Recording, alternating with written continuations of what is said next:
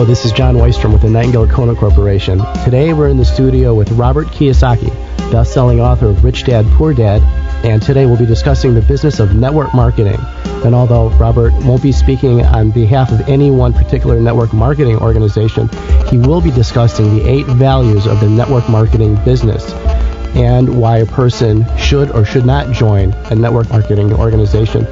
He'll also give us the reasons why, as a rich person, he recommends people get into the business of network marketing. Hi, Robert. Thanks for being with us today. Thank you. I'm glad to be with you. Robert, I'd like to jump right in and ask you, you have these 8 values of the network marketing business. What is value number 1? Well, I think value number 1 is probably the most important reason I work with Nightingale Conant, as well as so many network marketing organizations. And correctly, as you say, I do not speak at this time for any one organization, but I speak for the industry as a whole. So I'm not trying to pump one company or the other company. Okay. I want to be as neutral as possible. But to me, value number 1 is life-changing business education. And I think that is one of the hidden values, other than the possibility of making a lot of money for joining a network marketing business. It is the life-changing business education. I mean, how many of you out there are looking to make some big changes in your life? How many of you out there may be tired of working a dead-end job, or going paycheck to paycheck, or playing it too safe, or being more or less corralled by your peers telling you, don't make any mistakes, don't make any changes? So really, I support the network marketing industry because it supports individuals who are ready to make changes in their life, rather than just going from paycheck to paycheck or job to job. But before I go on, I'd like to give you a little of my history and my background and how I came to work with Nightingale Conant. Sure. Back in 1974, when I got out of the Marine Corps, I had to make a decision whether or not to follow my poor dad's advice. And my poor dad was a very intelligent man. He's head of education for the state of Hawaii. A good, hardworking man. But I call him my poor dad simply because no matter how much money he made, he was broke at the end of every month. And he kept saying to me the same advice many of us have heard: go to school, get good grades, get a good job, work hard, save money, buy a big house.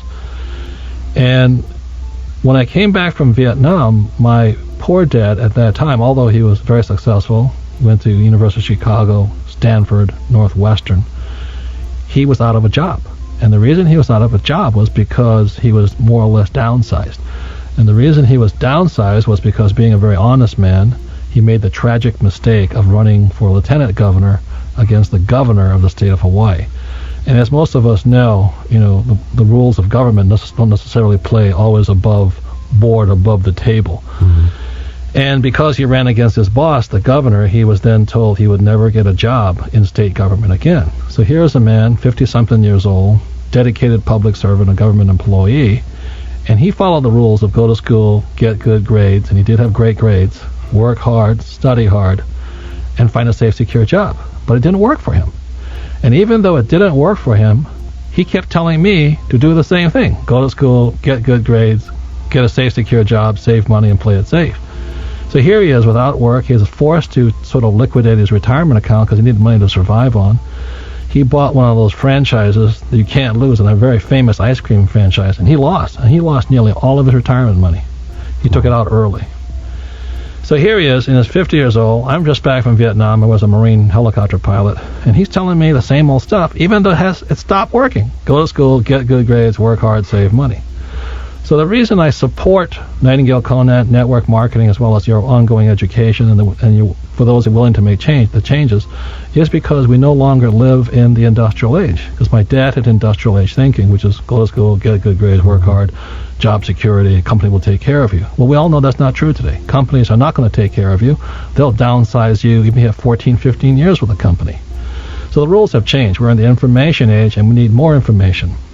I think the fortunate thing for me was that when I came back from Vietnam, I realized I need more education. I mean, I had a Bachelor of Science degree, but it wasn't worth anything. I couldn't even get a job that I wanted.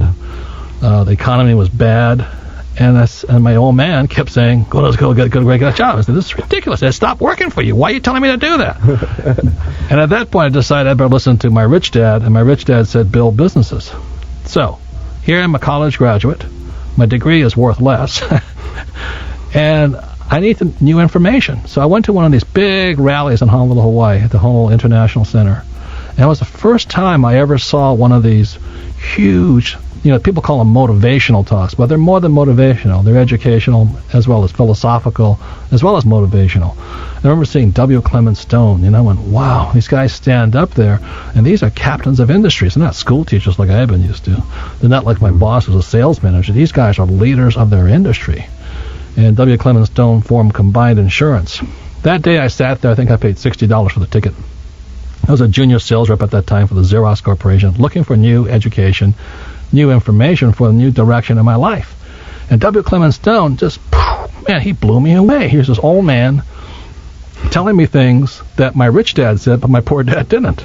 About the importance of being independent, being brave, going against the grain sometimes, taking risks, building a company, being rich. And I said, nobody ever tells me that stuff. So the reason I support Nightingale Conant is because Nightingale Conant has an inventory of some of the greatest masters on planet Earth for those of you who are willing to break away from the path, to take a separate path, to follow your own drummer. So you have people like Dale Carnegie. What a great, great man. Dale Carnegie, his a leadership course, a whole tape set on that. Mm-hmm. And I bought that set. It was fabulous. But the one that really changed my mind was the one by Earl Nightingale called Lead the Field. Here I am, a junior sales rep, driving around town for the Xerox Corporation, listening to Earl Nightingale teaching me to be a leader. And I'm going, this is great stuff. So the reason I support network marketing businesses, most of them, not all of them, because there's good ones and bad ones, and Nightingale Conant is because they're basically educational companies. They're business educational companies for those individuals who want to go off and do it on their own, to be the rugged individual and learn to do things differently than what our school system teaches. Because after all, we are no longer in the industrial age. Job security is obsolete. 401ks are risky. Stock markets go up and stock markets go down. So it really is important that both network marketing companies, some of them, and Nightingale Conant have some of the great leaders, some of the great mentors, some of the new forward thinkers that people need for business education. So in a long way, the number one value, the reason I support, is because so many network marketing companies provide the business education for the future. It's the business education for those who want to change where they come from and where they're going to. So that's primarily why a person should get into a network marketing organization. It's not for the products. The money would be nice, but it's primarily for the education and the experience that a person gains. Yes, and one more thing. Obviously, they want to make a change in their lives. You want to make a change. Maybe they're stuck of doing the same old job or tired of going from job to job. And, they say, look, I might need new friends. I need new ideas, new people to talk to. Some of the network marketing companies I've seen, their educational programs are spectacular. The mistake I think many people make is they look at the product. Oh, it's vitamins, or it's healthcare products, or weight loss products, or telephone services. And the great thing about network marketing today, there's all kinds of products. There's real estate, there's financial services. So there's great products. But the most important thing I'd ask a person to look for is go beyond the products. Look at the educational program. Look at the life-changing business education and the support they have to support you make those changes. What I say to most people, you don't change overnight from an employee to a business owner or a self-employed person to business owner. I'd allow yourself 5 years. Hang out with people that want to go with you, people that will support you, who have leaders at the top of you whose primarily job is to pull you up, not keep you down, stuck in your job. And that's what you're looking for. It's the best education in the world. Okay, well, let me ask you, Robert, exactly how do I find out if the company that I potentially may join has a strong leadership? How do I find out if they do have these educational programs? What should I be looking out for? I think the number one thing is ask them, what is your educational program? How much support do you have? What kind of meetings do you have? What kind of educational products do you have? If they're just trying to teach you to, let's say I have a new flower fertilizer or something, and they want to teach you how to sell it. They're teaching you to be a salesperson, or what I call the S quadrant, self-employed or small business quadrant. They're not training you to be in the B quadrant, the business owner. As for those who read my second book, Cashflow Quadrant, there's employees with the E quadrant, self-employed or small business, S quadrant, business owner, which is the B quadrant. That's where most network marketing companies are, and the I quadrant for investor. So the first thing you ask them is, go to their meetings, keep an open mind, look at the leaders. Who are they? What do they stress? Is it to sell product or to develop yourself as a better person? More interested in you selling for them or developing you. Those are some of the gut, kind of instinctive things you have. Another thing I say is look to the leaders first, because many times in network marketing businesses, they have a lot of people who are just starting out, and they're in the same boat you are. Mm-hmm. What you want to check out is who are the leaders, where they come from, and how committed are they to you becoming like them. And make sure they want to develop me as a person first before developing their product and going out there and selling it. That's correct. So the way I came across network marketing, I had a negative reaction to it. In the 1970s, when I was looking for information and new answers, somebody says, I'd like to show you a business opportunity. So I went to this meeting, and I sat down there, and I listened to it, and that was the first time I ever heard the word network marketing.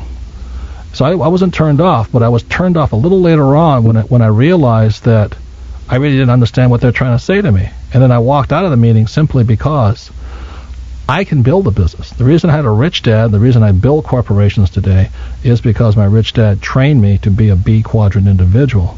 So I was a little turned off, but I also really didn't respect the education they were offering because I kind of already had it.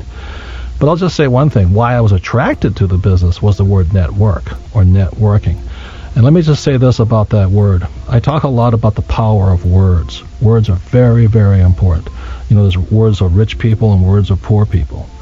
Having two dads, I realized that both dads spoke the English language, but they didn't speak the same words. My dad spoke the language or had the vocabulary of a school teacher, German, geometry, trigonometry. And my rich dad had the words of a business owner, discounted cash flow, internal rates of return, and things like this. They're different words. So my rich dad really respected the word network. What he said to me was this: the richest people in the world build networks. Everybody else looks for work. And the reason he said network was such an powerful word, you look at John D. Rockefeller, founder of Standard Oil. What he did was he built a network of refineries, distribution, as well as gas stations. That's why he was such a rich man. Again, I'll say it, for rich people, the word network is a very, very good word. So when I heard network marketing, I was turned on. You look at when they call it a television network. The richest people own networks. General Motors is a network of car dealerships. That's why that's such a powerful company. So I'll say this again. For the rich, the word network is a very powerful word. For many people who are like me at the start, kind of turned off by the word network marketing, they really don't know what they're looking at. What they do not see is they're looking at an opportunity to build one of the most powerful businesses in the world, a network marketing business. And so it is in the word. I saw that, but I didn't respect it simply because I kind of understood it. I was starting to build my own network of, I had a nylon Velcro wallet business, and I was building my network of distributors and retail outlets throughout the U.S. I understand the power of networks. The average person doesn't. I never looked at it that way before. That's a great point. Let me ask you, Robert, you keep mentioning the cash flow quadrant and the importance of the B and the I side. What is the cash flow quadrant, and how does that tie into your value number 2? Okay. Cash flow quadrant is about the 4 different people found in business. The 4 people that make up the world of business, the biggest number are E quadrants, which is employee. My rich dad says you can always tell an employee because they always say the same thing. I'm looking for a safe, secure job with benefits. But they're looking at the core for security. Okay. The S quadrant is the self-employed, small business, or specialist. Those are often the doctors or plumbers, electricians, small retail outlets. These are the rugged individuals. When they say, I'm going to quit this job and go out on my own and do my own thing, they generally go from E to S, and they stay small. It's one of the hardest quadrants because the employees pick on you as well as the government. You have tax problems and employee problems. And the problem with the S quadrant is that you can't quit working. In other words, you don't own a business, you own a job. Like a dentist, if most dentists have stopped drilling, their income stops also. So that's why there's small business versus the B quadrant with big business. Big business are people like Bill Gates, Michael Dell, Henry Ford, John D. Rockefeller. They build networks and networks of systems. They hire smart people, and they can do more and more while working less and less. The problem with the employee side, the left side of the quadrant, and the self-employed, also on the self-employed side, is in order for them to make more money, they often have to work harder. That's why the income potential for the E and S side is often capped or limited. Okay. That's why many times most people in the S quadrant cap out at around 110, 125,000. Now that's not bad. And most of the E quadrant, oftentimes the average guy is happy to make 50,000. The B side, the big business owner, they're unlimited. The B quadrant makes more money than rock stars, sports stars, movie stars. While the E and the S are happy to make millions, the B side can go for the billions, because the B quadrant, which is where most network marketing companies are, their income potential is virtually unlimited because networks are unlimited. The I quadrant is the investor. That's the person who takes money and makes their money work harder than they do. So unfortunately, our school system still trains people primarily for the S quadrant, go to school and get a job, job skills, or trade skills, the S quadrant, doctor, lawyer, plumber, electrician.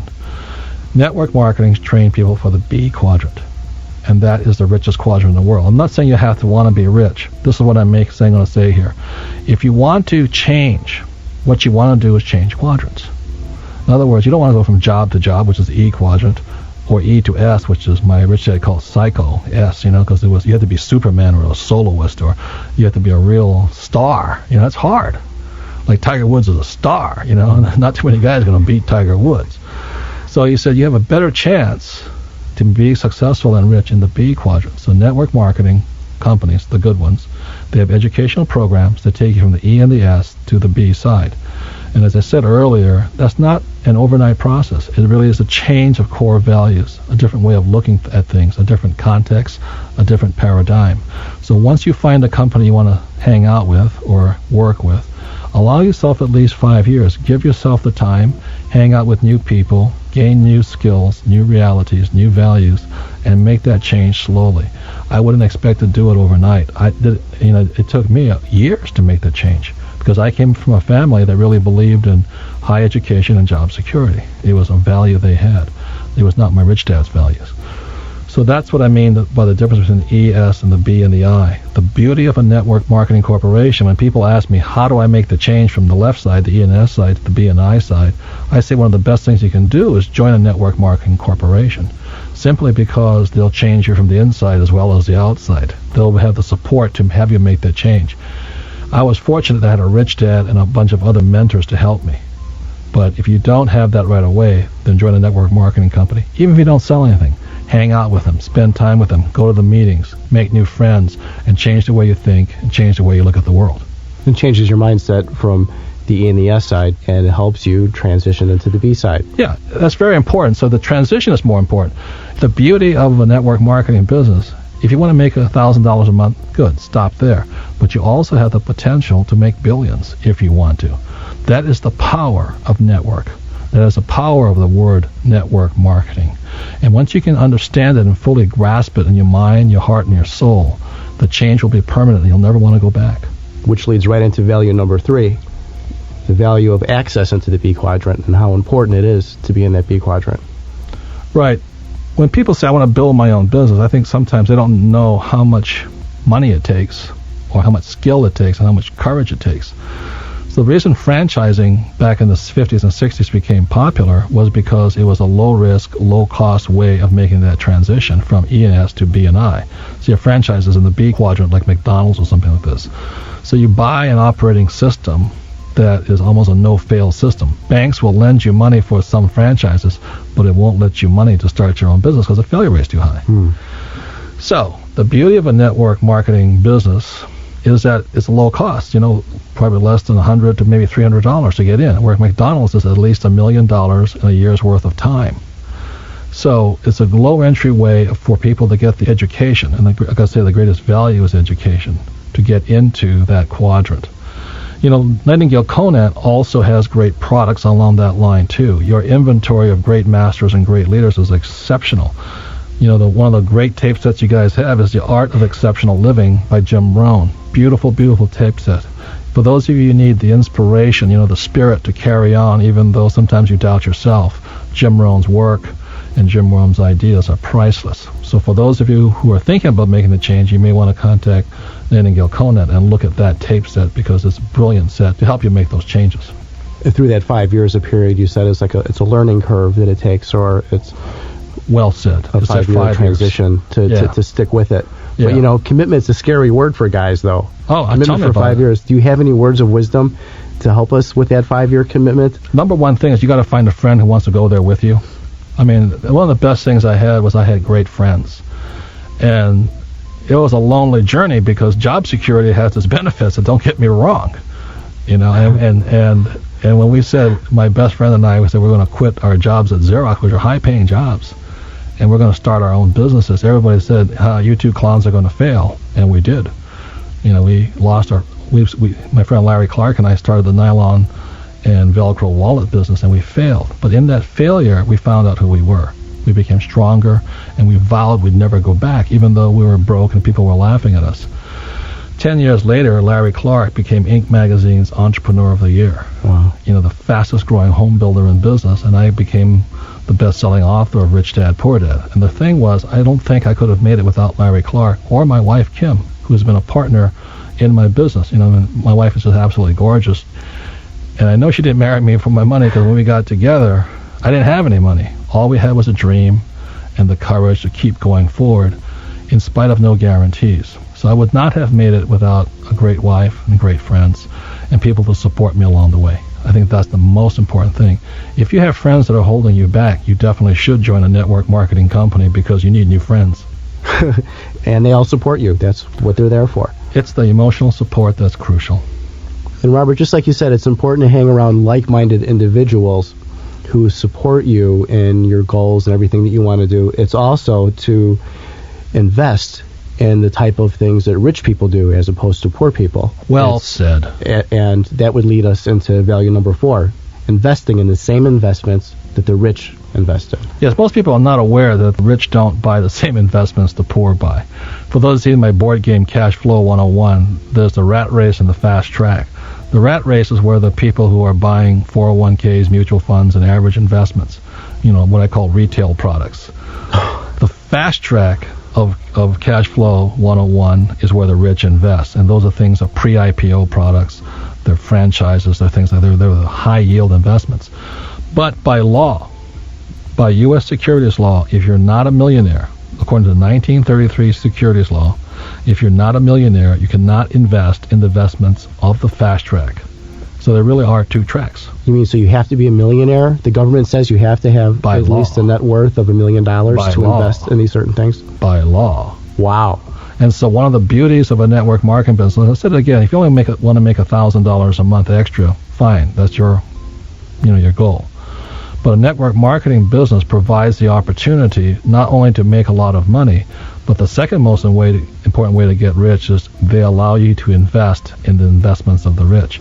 If you ask any securities attorneys, they will tell you an accredited investor, by definition, is a person with $200,000 a year or more cash flow and $1 million net worth. In other words, you're not a millionaire. You can't invest in the investments of the rich. So if you're stuck in a job making $150,000 a year, you can't invest. And that's one of the ways the rich get richer is they're allowed to invest in the investments of the rich.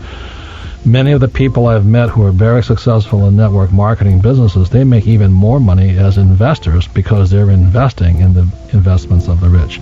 So that is one of the values. That's value number 4 of a network marketing business. It allows you the possibility or the potential to invest in the best investments in the world. That's what I invest in. There's another great tape set by Nightingale Conant which I recommend. That's called The Laws of Inner Wealth by Sir John Templeton. Sir John Templeton is the founder of the Templeton Fund. Nightingale Conant has this tape set. For those of you who understand the spirituality of money or want to and really more understand the spiritual values of investing and being wealthy, Sir John Templeton is the individual. He is the master. He is the mentor everybody should listen to. Sir John Templeton is the man who resigned from his fund, although he still guides it. And instead he's putting all of his money to spread spirituality throughout the world. So that is the power that this man, John Templeton, has, and he is on the tape set that's part of the library at Nightingale Conant. So again, I'll say it goes back to value number 1, the value of Nightingale Conant as well as many network marketing businesses, more than wealth, it teaches you to be spiritually wealthy. My rich dad said the best way to get rich is by being generous. And what I have found, there are more people who became rich by being generous, by serving more people. Mm-hmm. That's how they become rich. That's why Sir John Templeton thinks of wealth, the inner wealth of money, as a spiritual process, because all you want to do is serve as many people as you can. I found many employees and self-employed who are the most greedy of all. They say, well, I'm not going to work unless you pay me. Well, what's in it for me? Whereas to be a business owner, to be in network marketing business, you don't get paid unless you serve other people. It is really a great system. The only way a network marketing person becomes wealthy is by making other people wealthy first. And I love that process. I think that's why one of the beauties of network marketing businesses is it teaches people the true meaning of being generous and how to become wealthy by being generous.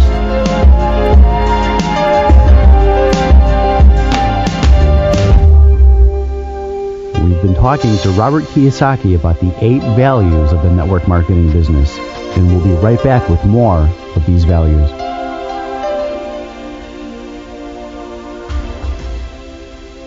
You. Now that's pretty scary, isn't it?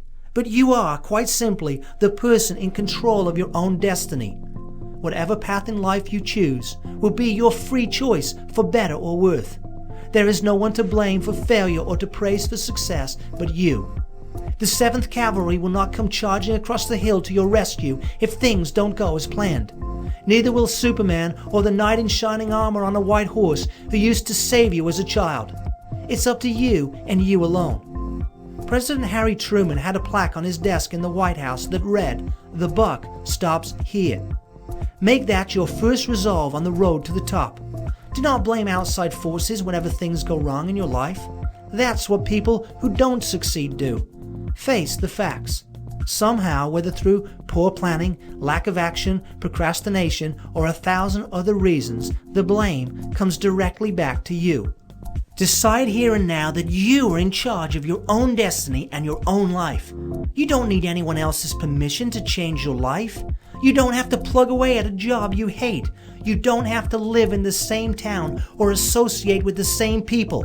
If you feel you should be somewhere else or doing something differently, you can, without anyone's permission, leave. This is America. You can do whatever you want. The only person who has any power to stop you is you. Conquering your own mind is the first and biggest step to getting ahead in life. In the spring of 1954, a young medical student at Oxford University entered a shoe shop in Wimbledon near London and asked the cobbler to make him a special pair of running shoes. He wanted them light and strong enough to last just 12 laps. The cobbler provided such a shoe, and the young man improved them further by fitting them with special graphite spikes. These spikes gave him better traction than the metal ones commonly used because the graphite would slip more easily in and out of the cinder track on which he ran. The young man knew that preparation and planning were key elements in reaching his goal, just as they are in any successful endeavor. They were, however, only part of the ingredients needed for what would soon be known as the Miracle Mile. The young man discovered that the hardest part of reaching his goal was not running the 1-mile distance on the cinder track. It was conquering the 6-inch space between his ears. When Roger Bannister finally broke the 4-minute mile on May 6, 1954, people had been trying to run a mile in under 4 minutes for almost 2,000 years. Since the time of the ancient games at the foot of Mount Olympus, runners had reached towards what seemed like an impossible goal. Athletes had run in the Olympics, in international championships, and around the world, yet no one at the highest level, with gold medals and world records on the line, had ever run a mile in less than 4 minutes.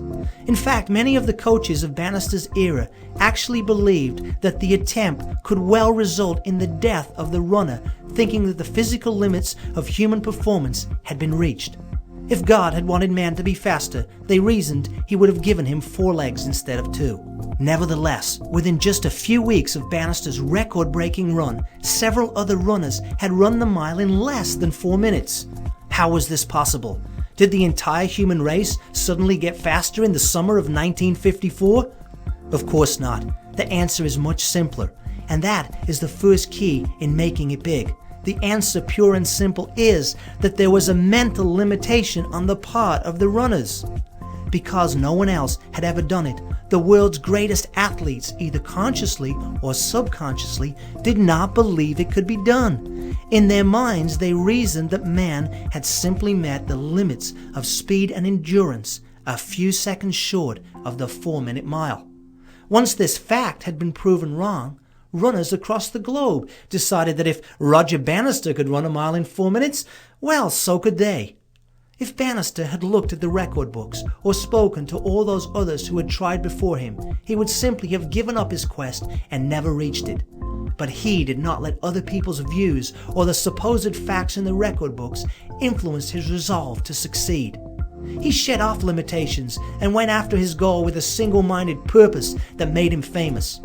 In fact, his picture even graced the very first issue of Sports Illustrated. I'm sure you've experienced the very same phenomenon in one small way or another. I know I have.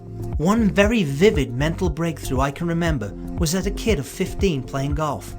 At the time I was playing 3.5 rounds a day, 63 holes. Although I ate, drank and slept golf, I could not shoot under par for any given 9. Almost every day I played 9 holes in even par, but it seemed impossible for me to play just one shot better.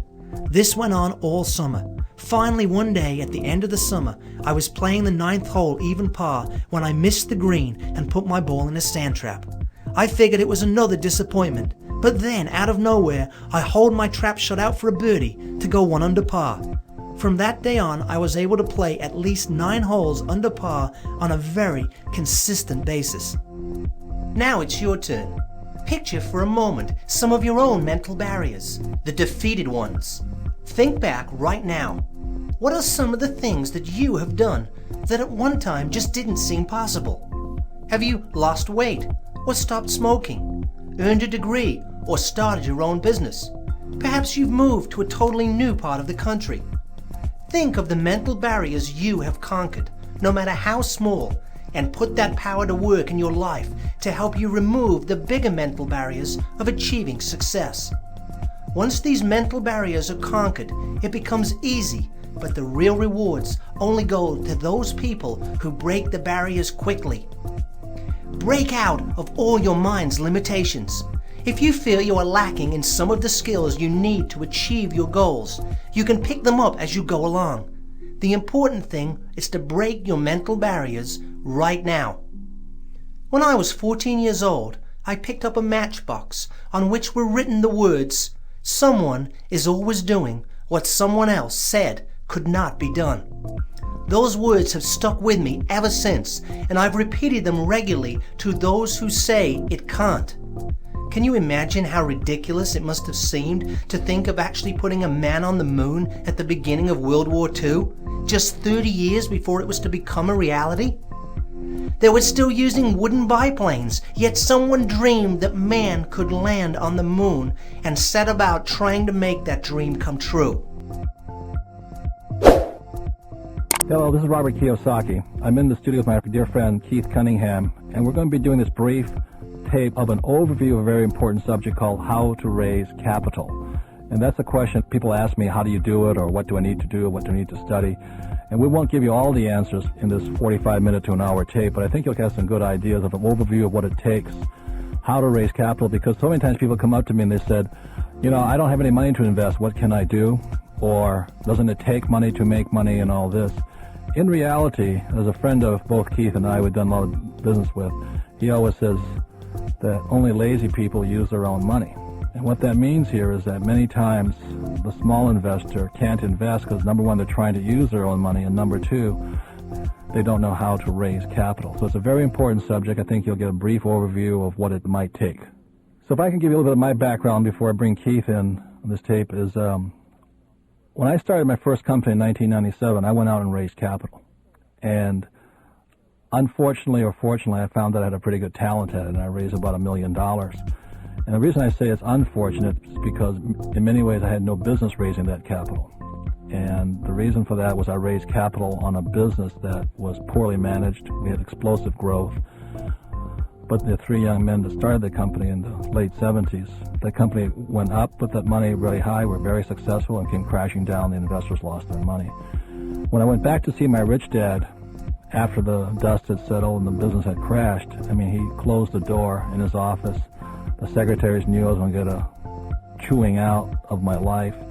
And Rich Dad then proceeded to scream with expletives and calling me all kinds of names and told me I had no business raising capital for a business that was not destined for success. In other words, I had the ability to raise capital, but I did not have the ability to run an international company. That was my very painful lesson.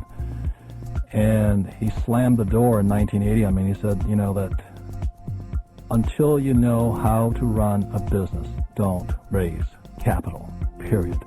He says, when you're able to run a business and you don't need to borrow money, then you come back and see me. In other words, if a company cannot grow on its own, in other words, it's not self-sufficient, you really should not raise capital for it, what he was saying to me. He said, too many people borrow money thinking that money would solve the problems, but they really have no business borrowing that money. Ironically, the thing I did not know was that the ability to raise capital is a kind of an art as well as a science. Not too many people can do it. A friend of ours that both Keith and I know says that he's only had one or two partners in his lifetime that could ever raise money. It's a very tenuous subject. And so it took me until I was able to build companies again and run them successfully without having to have much debt, which comes from bank financing or equity financing when you go to private investors and they buy a piece of your company. Until I was certain of my ability to not only run a company or to invest in real estate safely, whereas a good manager has fiduciary responsibility to protect that money, I never went out and raised money again. So it took me about 15 years to build my self-confidence up. In other words, be a good business operator first before I went and raised money again. Because, like I said, I was successful at raising money, but unfortunately maybe I shouldn't have been. And I lost millions of dollars for some of my friends and investors, and it's something that still haunts me today. And maybe it's good that it haunts me because they understood how speculative the investment was, so they understood they lost their money. I paid some of them back. But that pain really made me a better business operator because it hurt me so bad to be so bad as a business operator yet successful as raising capital. So I've raised millions of dollars. I've gone back out and raised money again. My little companies now are very successful with or without capital. They do very well. They're self-sufficient. They grow. But today, I think it's very important that you know how to raise capital as well as how to run a business. What we're going to be talking about with Keith today is some of the things other than the technical skills of how you raise capital. So while I've raised millions of dollars, Keith has had the experience of raising billions of dollars. So I've raised millions, Keith has raised billions. So Keith, would you mind giving a little bit of your background in raising capital? Thanks, Robert. My background is that I went to graduate school at the University of Texas. I got an MBA, and I was very fortunate to get involved very early in my career. In fact, right out of college, I got involved with two people who, in my mind, are mentors to me, and they were in the cable television business. And the cable television business is a very capital-intensive business, and in my capacity with that company, I raised and helped raise several $100 million. And shortly after that, in the early 1980s, I got involved in the real estate business, and real estate is also very capital-intensive, so my skills at raising money were again called on for the company that I had started to buy real estate in Texas in the early 1980s. And of course, anybody who is familiar with history, especially real estate history, knows what happened in the mid-1980s. You know, the bottom fell out of the market, and you know, everybody that was in real estate lost a lot of money. In fact, there's a poem that goes, "Money talks, I can't deny. I heard it once, it said goodbye." And that literally happened to me. So I made a lot of money, I lost a lot of money.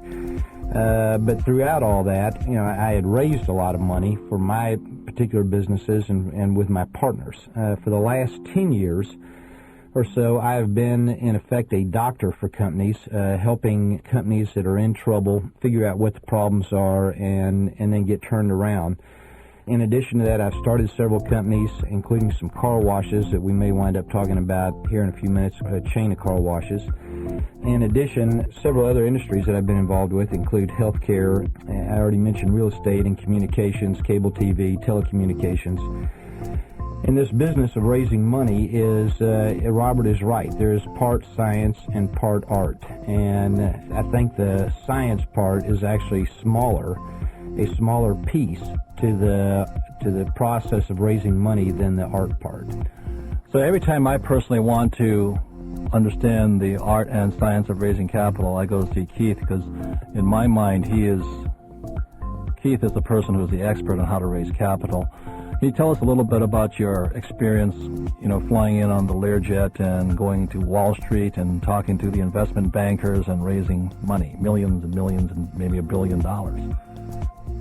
In the early 1980s, when I was still involved in the cable television industry in an active way, there was a meeting that needed to happen in New York with some investors who were looking at investing. I think this particular deal was about a $90 or $100 million deal, and they were looking at putting capital in. There was a very crucial meeting that I needed to attend, and unfortunately I had all kinds of conflicts that were going to keep me from getting up to New York in an adequate amount of time. And one of my partners, who is still a great friend of mine today, had a jet, and so he said, "Keith, just get on this jet, and that way you can almost be two places at once, and take this jet and fly it up to New York." And I had never done that before. Here I was, about 29 or 30 years old, and I had already raised a lot of money, but I had never been the only guy getting off a jet when it landed at Teterboro Airport in New York. So I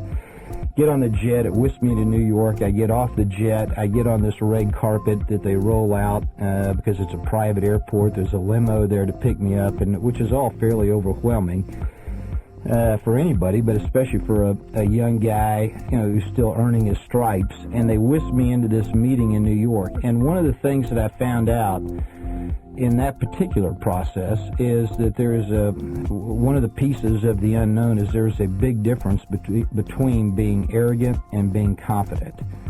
And when I got off that jet, I got to tell you, my arrogance level was relatively high.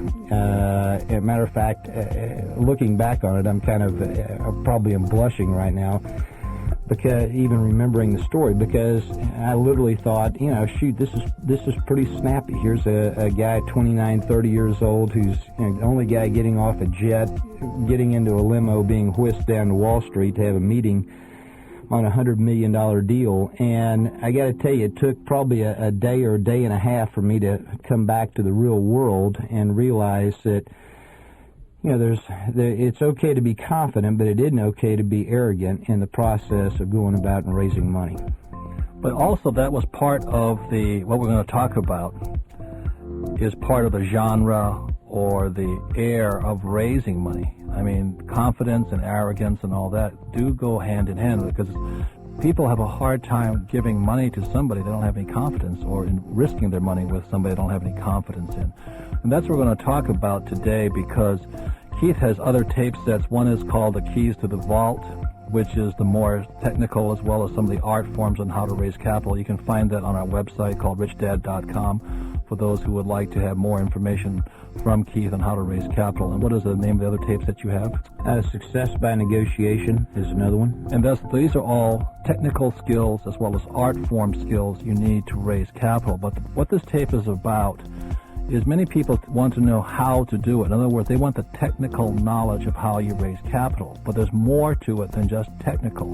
And that's what this overview on this tape is about. As an example, in the 1930s, the Carnegie Institute of Technology did this study, and they found out that financial success was only 15% of the equation. So many times people come to me and we'll show them a private placement memorandum, or we'll show them a business plan. They go, "Oh, is that all I need to do to raise money?"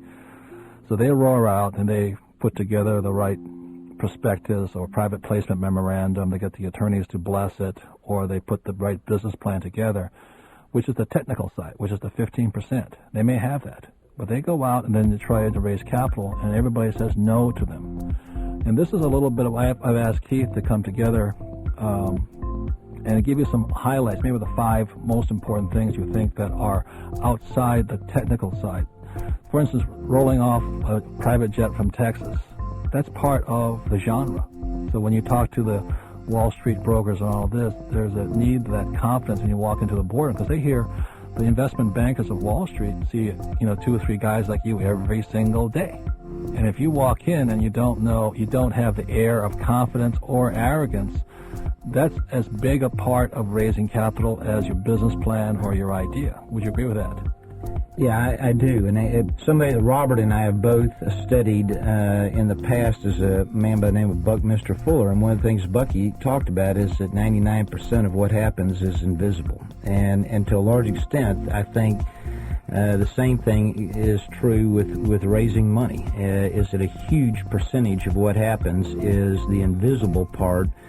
So it's something other than the business plan. However, having said that, let me be quick to add that without the business plan, you're dead too. So it's not an either-or kind of situation to me. It's a both-and.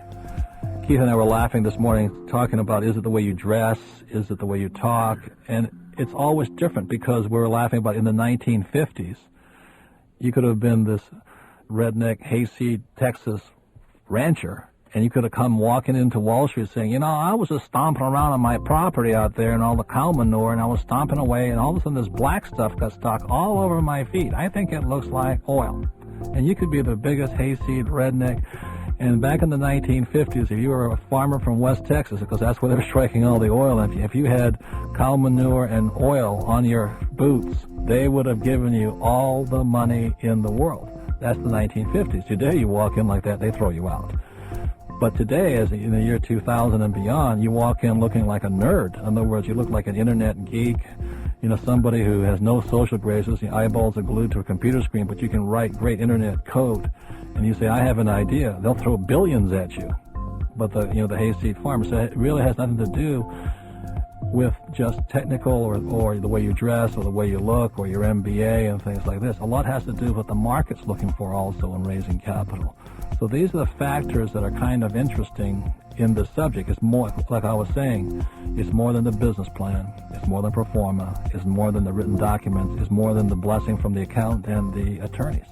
And that's what we're going to cover today. So Keith, what would you say that as part of the 99% you can't see, what else is important when raising capital outside the 15%? I think one of the key things, Robert, that most people miss in the process of what it takes to raise money is that raising money is basically telling a story. And I think that some people have the ability to tell a story and to capture other people's imagination. And some people have a very hard time telling a story that will capture other people's imagination. And in the tape set, Keys to the Vault, one of the things that I talk about is that how a lot of entrepreneurs fall in love with their product or their gizmo or their invention or their business plan. Or their idea. Or their idea, that's it. They fall in love with it and they think, well, this is such a snappy idea. It's going to be obvious to everyone that it's going to do very, very well, and there's no reason why people shouldn't not only throw money at me to help me get my company launched, but then once my company's launched, consumers are going to flock to the door and start snapping these my new invention off the shelf because it is the coolest. And so what Keith is really saying here is that the ability to tell a story. And I think that's one of the strong suits I had, because years ago I was studying what made great communicators successful is that the great, like Churchill, Christ, Gandhi, Buddha, was they told stories. And so the same goes, I hate to say it, not to put religion and raising capital in the same vein, but the ability to tell a story is essential. And you must, like exactly as Keith says, you must capture the imagination of the people you're pitching the deal to. And while we're on this, Keith's tape set, Keys to the Vault, are priceless if you want to understand more of this, because it's a very brief set. But he goes into, there's different ways of raising capital. The first way most people go to is friends and family. And then you go to regular, high-risk speculative investors, high-net-worth individuals. Then you can go to the stock market, or you can go to the private market for underwriters, things like this. So there's a whole different league and sophistication that goes into telling the story, which again goes into the technical, why you need to have financial statements and numbers and projections and performance. Those are the technical part. But the technical part is enhanced by the story. Would you agree with that? Absolutely. Absolutely. And I think when you look at the most obvious place that this happens is on Wall Street with public companies. The chief financial officer of a company, or actually even prior to the time that the company is public, when a company is trying to get public, they have something called a road show.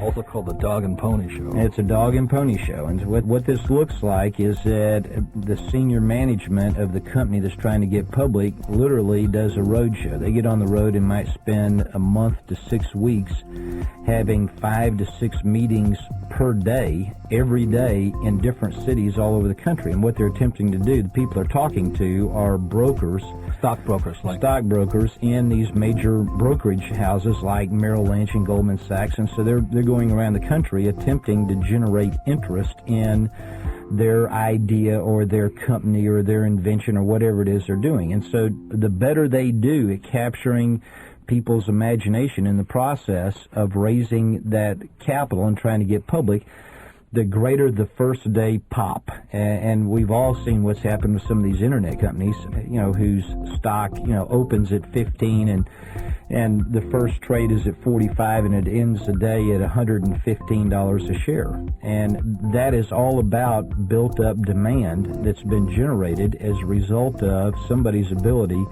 to weave a great story and capture the buying public. In this case, the people, if you're about to take your company public, then the people you're raising money from is the public. And so to the extent that you've told a good story and there's a lot of demand for your particular stock, then there's going to be a high jump on the first day of trading, and it's going to stay up. And so there's an enormous amount of emphasis in a public company on continuing the communication process with the brokerage community, and ultimately then with the investing public, the shareholders, so that what this will cause is people, the shareholders and the investing public, to continue to want to buy more and more of this stock because it's a good story. Now that leads to a second very crucial invisible thought, and the invisible thought is that if you're going to tell a good story, you also then have to perform and have credibility. I mean, it doesn't do any good to tell a great story and then not have the ability to come back around and perform in accordance with the story that you've just told. And that's one of the big problems with the internet.com companies that are falling over right now, was that the story was so good. And it wasn't just the story of the people on the road show or the dog and pony show. Was the news, everybody was hearing about this instant.com billionaires and all this. So there was a story being told outside of the person trying to raise the capital. So the market was very ready for anybody coming around with some fly-by-night or solid.com company. The market was ready to buy anything. And the reason I know how hard it was is because one of my little oil companies, we struck oil. And here we are at good fundamentals. We're a profitable company. We have cash flow, but nobody's interested. All they want to know is, does it have oil.com after it and things like this? But so during this mania, and I do call it a mania, people were throwing, literally billions of dollars. If you just said .com, I have a 20-year-old kid who's an internet genius and he's a hacker on top of it, and oh, great story. But you see, the story was not only your story, but the market story that they were listening to and what they were looking for. So a lot of times people are trying to raise capital and they may have a good story, but the market's not interested in their story. They already hear another story they're looking for. So that's a big aspect of raising capital. No question.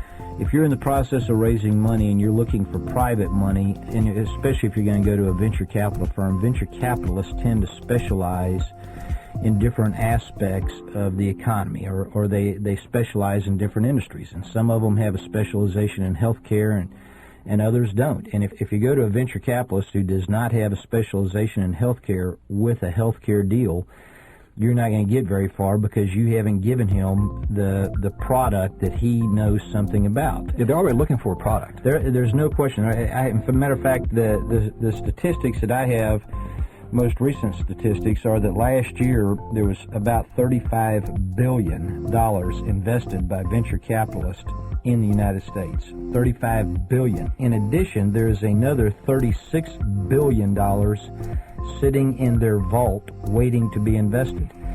So there is plenty of money. What they don't have enough of is good deals, and part of what makes a good deal is the 15% that Robert has talked about that is the visible or the technical end of it, and the other 85% or 80% or whatever that number is that is the invisible part, and those two married together basically means that a venture capitalist will look at 150 deals to do one. And there's a lot of money out there. That's when somebody says, I can't find money. the point I'm making here is this, is a lot of times the market, it's not that the market's not buying your product, they're not buying you first. You haven't been able to tell them a great story, you're not prepared for it, they don't have confidence in you, or they're not looking for your widget that you're trying to bring to market. And those are some of the factors. There's one other part to that, Robert. I think it's a very important point. My theory has always been, in order to make $1 billion, really all you need to do is three things. You got to find out what they want, go and get it, and give it to them. And that's true not only from the standpoint of the business that you're in the process of trying to get funded. So, in other words, go to the marketplace, find out what they want, go and get it, and give it to them. It's also true from the standpoint of raising money. If what the market or the venture capitalist is looking for is a .com deal and you bring them an oil deal, then you're going to have a hard time getting funded. If the market is looking for internet and you're busy bringing them car washes, then it's going to be very difficult for you to get your company funded. The finding out what they want is not only finding out what the marketplace wants in terms of the consuming public, it's also what the financier wants. That's a very good point, because I hear a lot of people come and say, I have a great idea, or my business is very profitable, I'm doing a good job with my company, and yet nobody's interested. Like I said, my little oil company is very profitable. In many ways, we really don't need the capital. We need the capital to drill more. But even though we're well run, we did everything right, per se. The market still is not interested. So we have to now wait for the market to come around, which it is right now, because oil prices are sky high.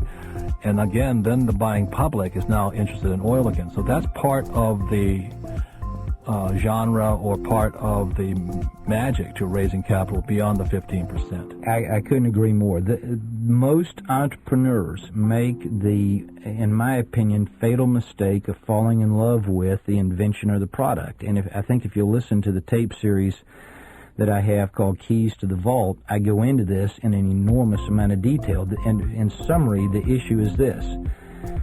It would be impossible for you to name a restaurant that makes more money than McDonald's. McDonald's is a company selling hamburgers and makes more money than any other restaurant in the world. And yet, given a choice of where I want to eat with you today for lunch, Robert, I'm not going to pick McDonald's. And I didn't pick it yesterday, and I won't pick it today. Now, that didn't have anything to do with McDonald's. It just has to do with there's other food that I'd rather eat. As a matter of fact, there's other food that most of us would rather eat. And yet, McDonald's makes more money than anybody else. It's not about the product.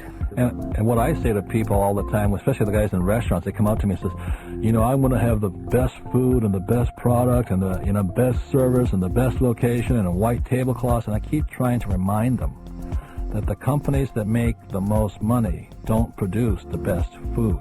And I think that's one of the things that's really hard for people to understand. As Keith is saying, they get so excited about that they're the best, we're number one, but the market doesn't really care most of the time. They want to find out how much money you can make for them. That's exactly right. And it doesn't matter whether it's in the restaurant business. I mean, take a look at the computer business, which everybody's all excited about. I'm not a computer genius. I'm basically still in learning mode.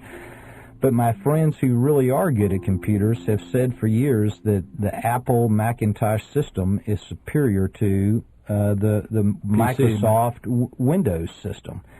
And yet Microsoft is worth, 100 times or 200 times or 1,000 times, I don't know what the number is, but it's multiples more than Apple. It's, the same thing is true with watches. I mean, most people I know would tell you that a Rolex is probably a better watch than a Timex. But, Timex and Swatch watches and those kind of guys that make Casio, you make $40 watches, they make a whole lot more money than Rolex does. GM makes a whole lot more money than Rolls-Royce. Rolls-Royce builds a great product, but they don't make nearly as much money. So one of the things that the investing world is going to be looking for is not whether or not you're in love with your product. That's a foregone conclusion, because most entrepreneurs are in love with their product. I think it's one of the biggest mistakes I think poor people make is they think, if you build a better mousetrap, that is complete hogwash. That is complete hogwash. Nobody cares. They want to know how much money your mousetrap can make from you. It's a lousy mousetrap. And is the market looking for a new mousetrap is the next question they're going to ask you. We're quite happy with this old one. That's right. That's right. And so it's not only a matter of what is your idea, but in terms of raising money, but can the idea be turned into a profitable idea? And that profit could either take place as a result of an exit at some point. In other words, the company goes public or gets bought by a major corporation like Intel, who decides they like your new mousetrap, and so they decide to make Time Warner, that wonderful company. Yeah. I love that company. So there's all kinds of ways that people can make money. But at the end of the day, the venture world doesn't really care whether or not your restaurant is going to serve the finest foie gras or filet mignon. What they want to know is, do you have the business skills, which is what Robert was talking about earlier in some of his earlier experiences. Do you have the business skills, which means marketing, it means finance, it means accounting, it means management, human resource development, it's accounting, tax law. There's so much to it. A myriad of issues, and the question has to be, all right, well, can you take this idea and turn it into cash flow, a profitable business that can grow, or are you simply going to have the best filet mignon in the state of Texas? And the same thing goes with real estate. A lot of people come up to me and they go, I found this good piece of real estate, or I found a good investment, but I can't find an investor.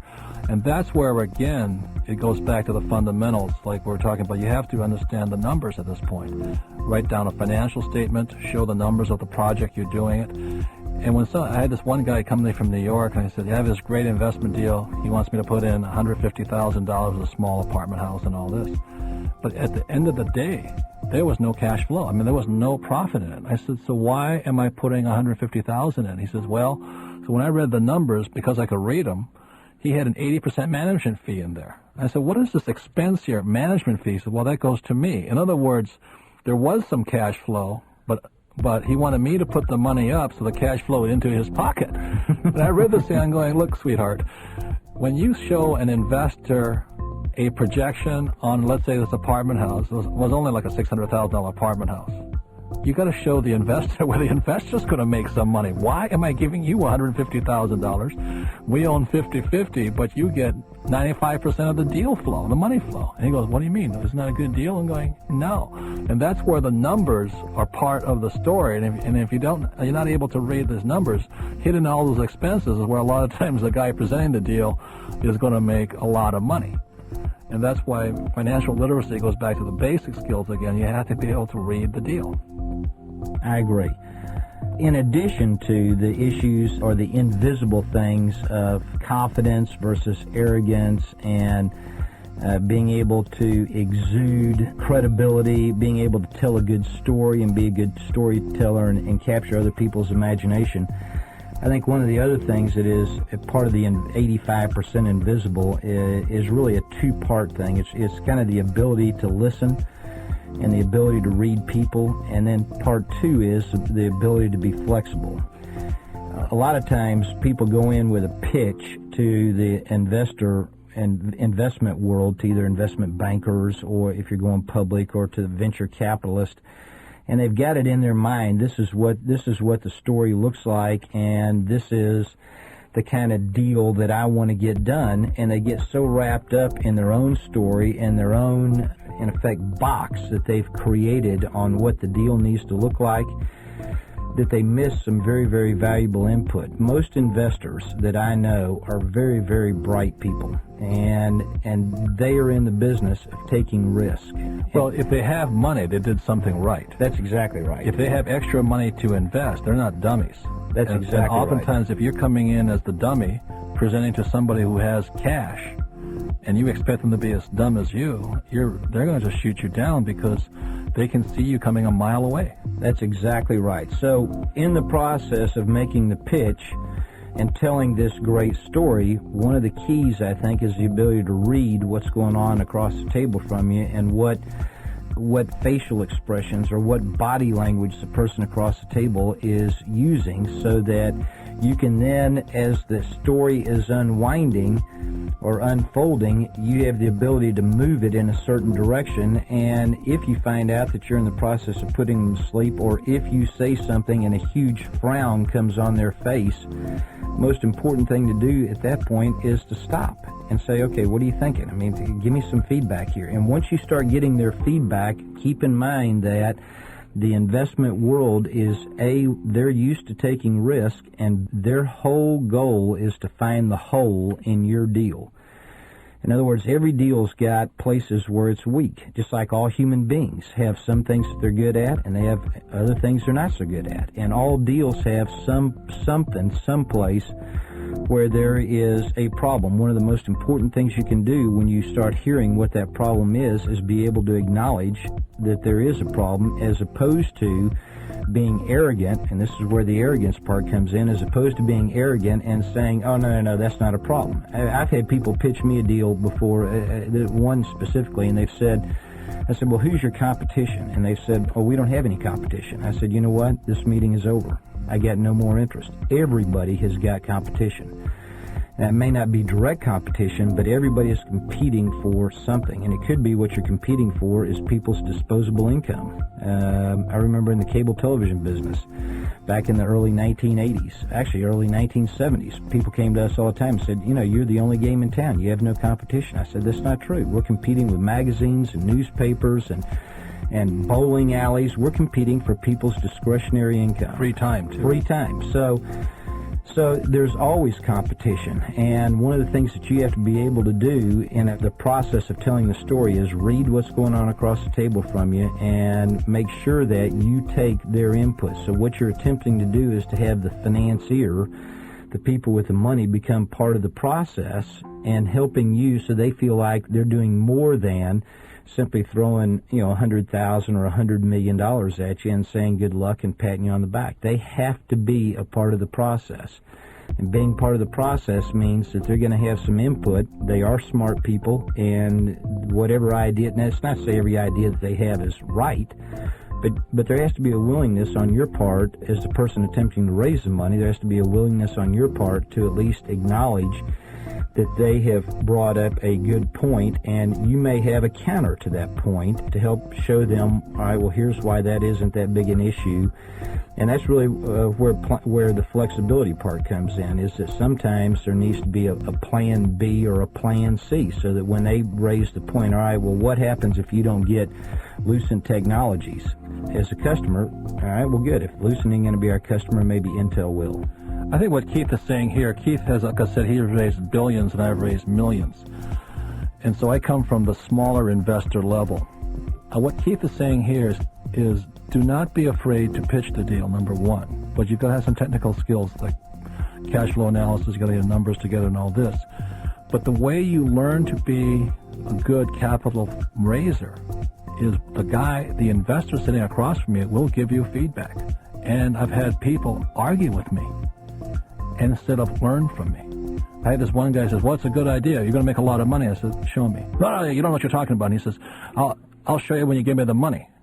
And so what Keith is talking about are billion-dollar companies and $100 million deals. It starts with even trying to raise $25,000. What Keith is saying to you here is don't be afraid of it. Go out there. They're going to knock you back. But if you're willing to listen and learn and take correction, the next time you pitch the deal to the next guy, you'll be a little bit better off. You'd be surprised how many times I've had people argue with me. And the reason I know that was when I was in my 20s, I argued with my rich dad, and he threw me out of his office. He says, I'm here to teach you, not to argue with you. And today, I have still the idiots come up to me. I have this great idea. I said, you and everybody else on planet Earth has a great idea. Well, you should listen to me. And right away, they start arguing. And at that point, they'll never be a good money raiser. That's what Keith is trying to say to you, is that an investor with money has done something right, because 95% of the people don't have any money to invest. So if these 5% have money to invest, they've done something right. They have concerns. They would like to invest. They would like to find a great deal. They'd like to find the next Bill Gates or Microsoft or Michael Dell. They'd love to find you if you're that guy or woman. But if you argue with them You fail to learn. So the thing that I recommend for people is this. Go find a small piece of real estate or go find a laundromat you want to buy. Put together the numbers. Go to your family and friends and pitch the deal. But don't argue. They're going to give you their concerns. Each time they give you their concerns or they point out the holes in the presentation or the flaw in this, you're getting smarter. But if you argue with them, you're getting more stupid, more arrogant, falling behind, and you'll never raise money that way. So if you're just starting out, I used to just practice on small deals. My first deal was a little laundromat when I was in college, actually. And I went out and I pitched a deal to my rich dad, and he ripped it to shreds, pointed out all the stupid things I wasn't doing and hadn't done and things I had not looked at and questions I should have asked, called due diligence is what he was saying. That was a technical term of it. I had not done my due diligence on the market. Just because it looked like my little laundromat would make money didn't mean it was a good deal. And the biggest thing he pointed out to me was where was his profit. In other words, it would make me money, but it made him no money.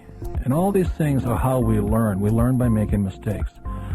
And if we could start wrapping this whole thing up, that's how you learn. We practice. Keith and I have raised millions. He's made billions. I've raised millions. I've lost some of that money. I've lost some of that money. And it's painful. You have to go back to that guy or woman that trusted you and you say, I apologize. I screwed up. This is what I learned and all this. And most of them have said, call me back when I get the next deal. Because they're people who are sophisticated enough. Don't ask somebody who's starving to death, where you're betting lunch money or the family's rent money. Never do that. But each time you get smarter, you get more humble in many ways, more grateful that somebody trusted you with the money. It's a very good process if you're willing to learn, if you're willing to be humble enough to learn. And it's a very good way to also become a better business person in the long run, because the more mistakes you make, like I said, the biggest mistake was I was successful the first time. And it was so painful that I raised money when I really should not have raised anything, because first of all, I was not a good businessman at the time. I was just starting out. But that humility and maybe that pain made me then a very good business person, and then I became a very good money capital raiser after that. But they go hand in hand. There has to be some legitimate economic basis for raising the money. So if you're going to raise money for a duplex, you're not going to raise $5 million for a duplex because it doesn't deserve that much money. But you could go and practice and raise $10,000 for a duplex. And you can pitch the deal, practicing your friends, ask them for feedback, and that's how you learn. Would you agree with that one? Absolutely. In fact, I think you've made the point of really the last thought that I had on the invisible part, which is trust.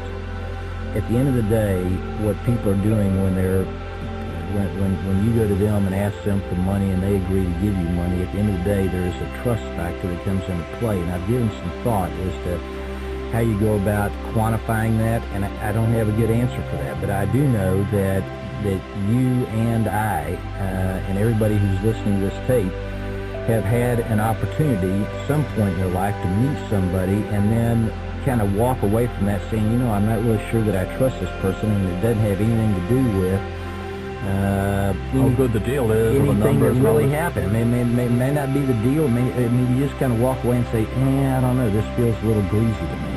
And so from my point of view, the other invisible thing that can happen out there is trust. And what we've been talking about is the 85% that is the invisible part that doesn't have a lot to do with the technical skills. The technical skills, I think one of the best ways you can learn about finance and financial literacy and those kinds of things is with the game that Robert has called Cash Flow. And I think it's one of the most powerful tools that I've ever seen to teach people the fundamentals, not necessarily of raising money, but the fundamentals of financial literacy and Financial statement. And without the fundamentals and financial literacy, all this business of raising money is so many angels dancing on the head of a pin. Because the reality is, without the financial literacy, without those fundamentals, which I think again are taught in the game of cash flow that Robert has, I think without those fundamentals, this business of trying to raise money is in effect a lost cause, because you can't go to somebody and ask them for money and not have the fundamentals and the tools that I think are necessary. If I could just pass this on, most of you have heard me say it many times before, is that when I was having trouble in high school because I had bad grades, my rich dad put it all in perspective. He said to me very clearly, he says, my banker has never asked me for my report card. my banker only asked me for my financial statements. And that's what bankers look for, financial statements. What the game cash flow is about is your financial statement, how one works and all this. When I look at a piece of real estate, there's a financial statement I look at. When I look at a company, there's a financial statement in there. When I look at a prospectus on a company that might be started, I look at its financial statement. When I look at an existing company, I look at its financial statement. Those are the basis, it's the principles. That's why I created cash flow, and that's where it begins, because if you're going to ask somebody for money who has money, they understand a financial statement. And that's where the conversation begins as to what the heck, whether it's projected or actual, whether it's, it's the optimism for the business in the future. They still want to see the projected financials. And if it's existing, they want to see the existing financials. You can tell the whole history of the individual, the piece of real estate, or the business by looking at the financials. And so that's why my rich dad stressed financial literacy. He was, and you know what? He was tough on both Mike and I. He was honest. I'm still not good at it. Keith knows I'm not good at it, but I have respect for it. I have respect for people who can read it well. That's why I have my accountant always sitting beside me answering the questions I cannot ask, because a sophisticated investor, i.e. somebody with money who wants to invest, is going to ask you those questions anyway. And that's the 15% of the technical, and that's where it begins. That's why I created Cash Flow 101. You're going to meet so many people come up to me and say, I have a great idea that's going to make you a lot of money, and all I want is $150,000 from you. I said, well, show me the financials. They go, I don't need that. Don't you trust me? I go, no. And that's where they stop, and then they get angry with me, and they call me a jerk and run out the door, and they look for somebody else. They probably pick on some widowed mother with 3 kids and promise them $1 million, and she kicks in the rent money and the food money, and then she has a problem because he's taking money from somebody who's not supposed to be lending you money. So this is where it all begins. It depends with the ability to get the 15% of the basic skills to understand that, go out there, practice, and practice on people who know what they're talking about. They'll give you the feedback you need to know to perfect, to correct, and get better and better at the game of raising capital. Because if you're going to be an entrepreneur, if you're going to be doing the bigger deals in real estate or be a bigger investor, as my rich dad said, he says, only lazy people use their own money. It's always OPM, other people's money, or other people's time. And those are some of the biggest leverages you can use. If you don't have those skills, then it's your time and your money, and most of us don't have enough time or have enough money to get rich. So thank you, Keith, for being a part of this tape. I'm really glad to be working with you again. For those of you, you can go to the website, richdad.com, and look for Keith's 2 tape sets. One's Keys to the Vault, and the other part is a very important skill set is ability to negotiate, because you must go to and fro. Nobody's going to just hand over the money. They're going to have their objections, and if you say you're an idiot for having this objection, you won't get the money and things like this. So negotiation is a very vital communication skill, which is fundamental to raising capital. So go to the website, take a look at Keith's products there, and you may, if you want to go further on it, order them and keep on with your education. So thank you, Keith. Thank you, Robert.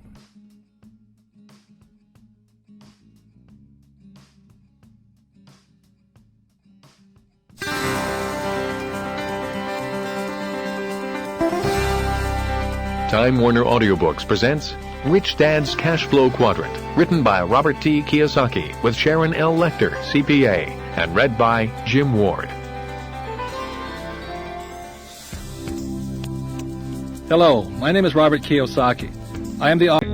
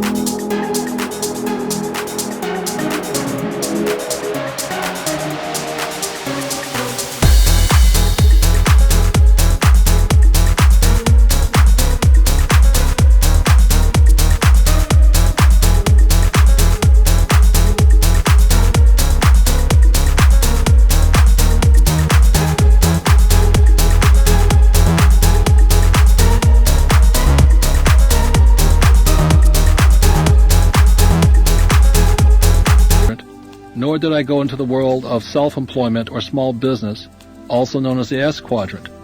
Instead, I used my rich dad's advice and the cash flow quadrant and chose to enter the B quadrant, the quadrant for business owners, and the I quadrant, the quadrant for investors. So who is Rich Dad's quadrant for? My answer is that it is for anyone who is familiar with Rich Dad, Poor Dad and is now ready to make some changes in their life, changes that may require a change from one quadrant to another. As you listen to this program, you may soon discover that the four people in the four quadrants are four totally different people. As you listen to and read this book, you will find that the four people found in the four different quadrants are different mentally as well as emotionally. You will also find that it is the emotional differences that play a much more important role in determining which quadrant a person ultimately gravitates to. For example, a person who is in the E quadrant is often motivated by the need for security. A person found in the S quadrant is often motivated by the need for independence, wanting to do things on their own, not relying on others. So this program goes into the differences between each of the four quadrants. As I said, it is for anyone looking for some kind of change in their life, either professionally or financially. This program does not imply that one quadrant is better than the other. It does, however, stress, as my rich dad stressed, that each of us should choose a quadrant or quadrants that best suit our own core values, personal beliefs, and future dreams. I use my rich dad's cash flow quadrant as a guide to find my own true self and the life's path that was best for me. This audio program has been created to serve as your guide to the future and your own personal self-discovery and to unlock what is important to you in your own life. Are you financially free? If you have come to a financial fork in the road and you want to take control of what you do today in order to change your financial destiny, Rich Dad's Cash Flow Quadrant will help you chart your course. Each of us resides in at least one of the four quadrants of the Cash Flow Quadrant. Where we are is determined by where our cash comes from. Many of us rely on paychecks and are therefore employees, while others are self-employed. Employees and self-employed individuals reside on the left side of the cash flow quadrant. The right side of the cash flow quadrant is for individuals who receive their cash from businesses they own or investments they own. Rich Dad's Cash Flow Quadrant is about the four different types of people who make up the world of business, who they are, and what makes individuals in each quadrant unique. It will help you to find where you are in the quadrant today and help you chart a course for where you want to be in the future as you choose your own path to financial freedom. While financial freedom can be found in all four of the quadrants, the skills of a B, business owner, or an I, investor, will help you to reach your financial goals more quickly. A successful E, employee, should also become a successful I, investor. This program is the second in the Rich Dad, Poor Dad series. For those of you who may not have listened to Rich Dad, Poor Dad, it was about the different lessons my two dads taught me about the subject of money and life choices. One was my real dad, and the other my best friend's dad. One was highly educated, and the other a high school dropout. One was poor, and the other rich. Whenever I was asked the question, "What do you want to be when you grow up?" my highly educated but poor dad always recommended, "Go to school, get good grades, and then find a safe, secure job." Poor Dad was recommending that I choose to become either a high-paid employee or a high-paid S, self-employed, such as a medical doctor, lawyer, or accountant. My poor dad was very concerned about a steady paycheck, benefits, and job security. My rich but uneducated dad, on the other hand, offered very different advice. He recommended, go to school, graduate, build businesses, and become a successful investor.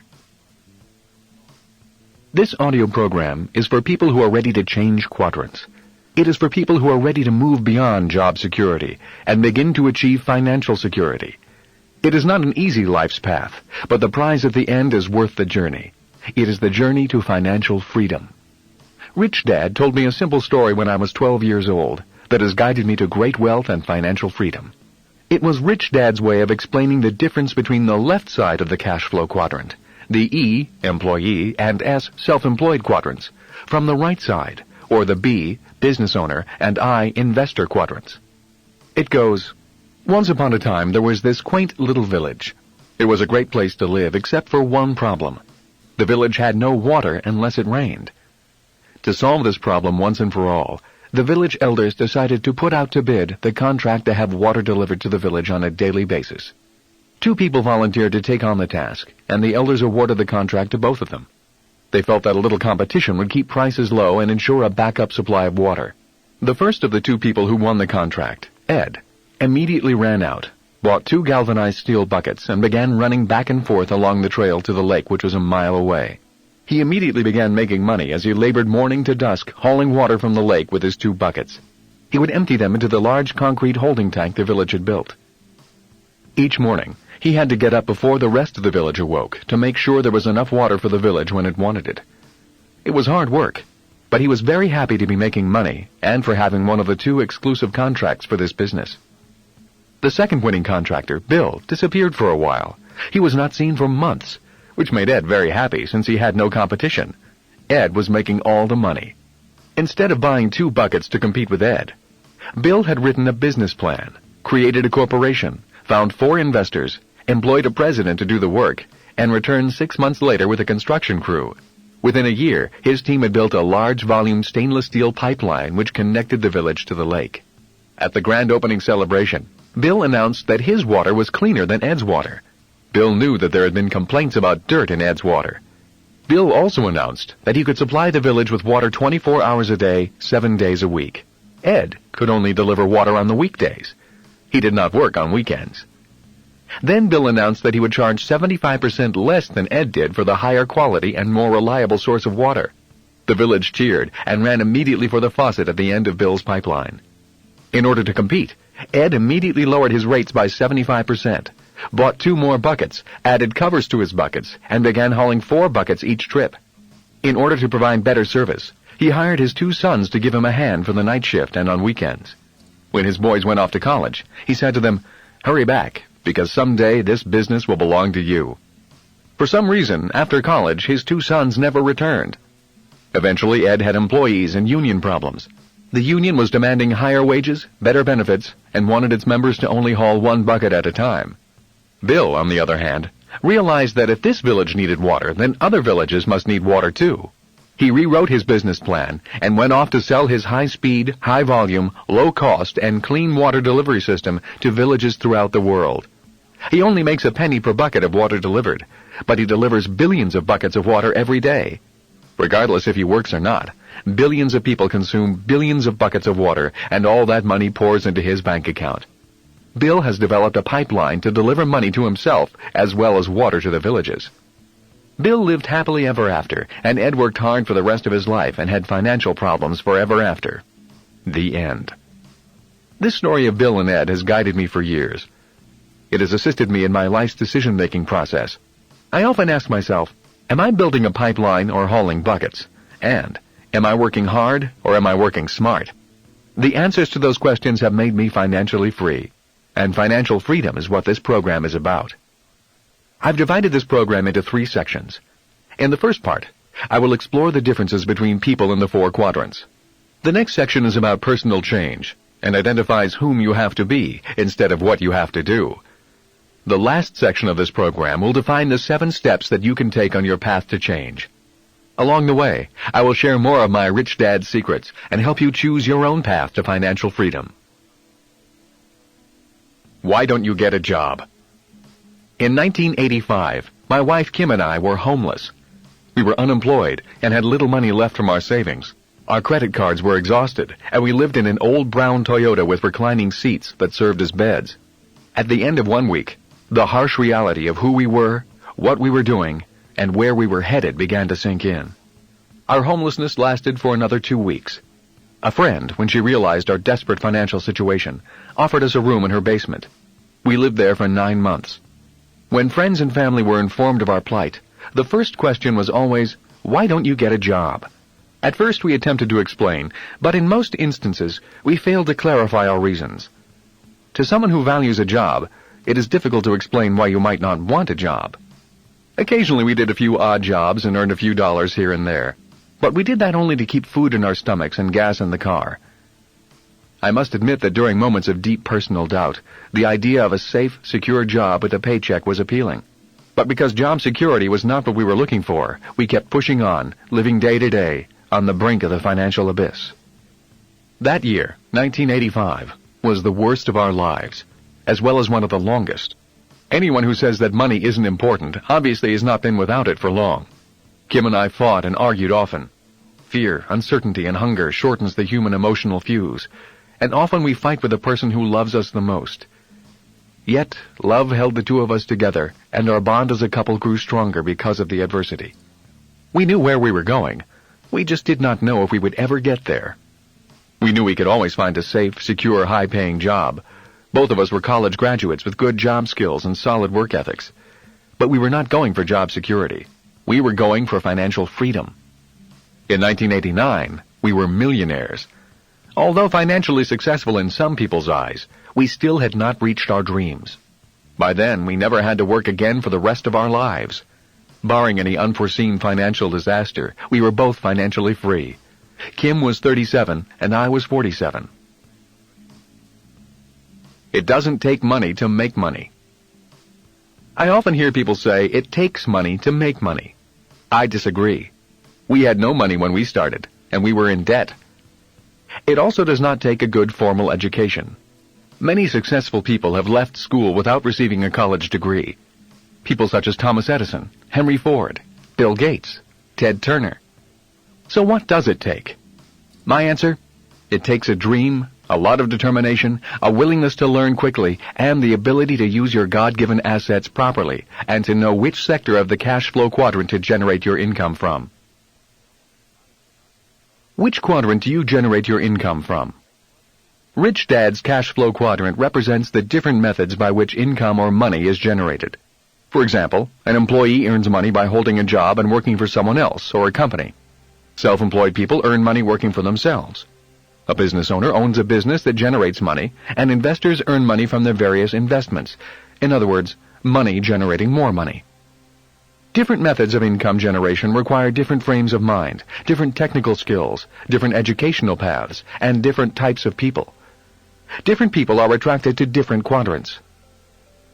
You can earn income in all four quadrants. Most of us have the potential to generate income from all four quadrants. Which quadrant you or I choose to earn our primary income from is not so much what we learned in school.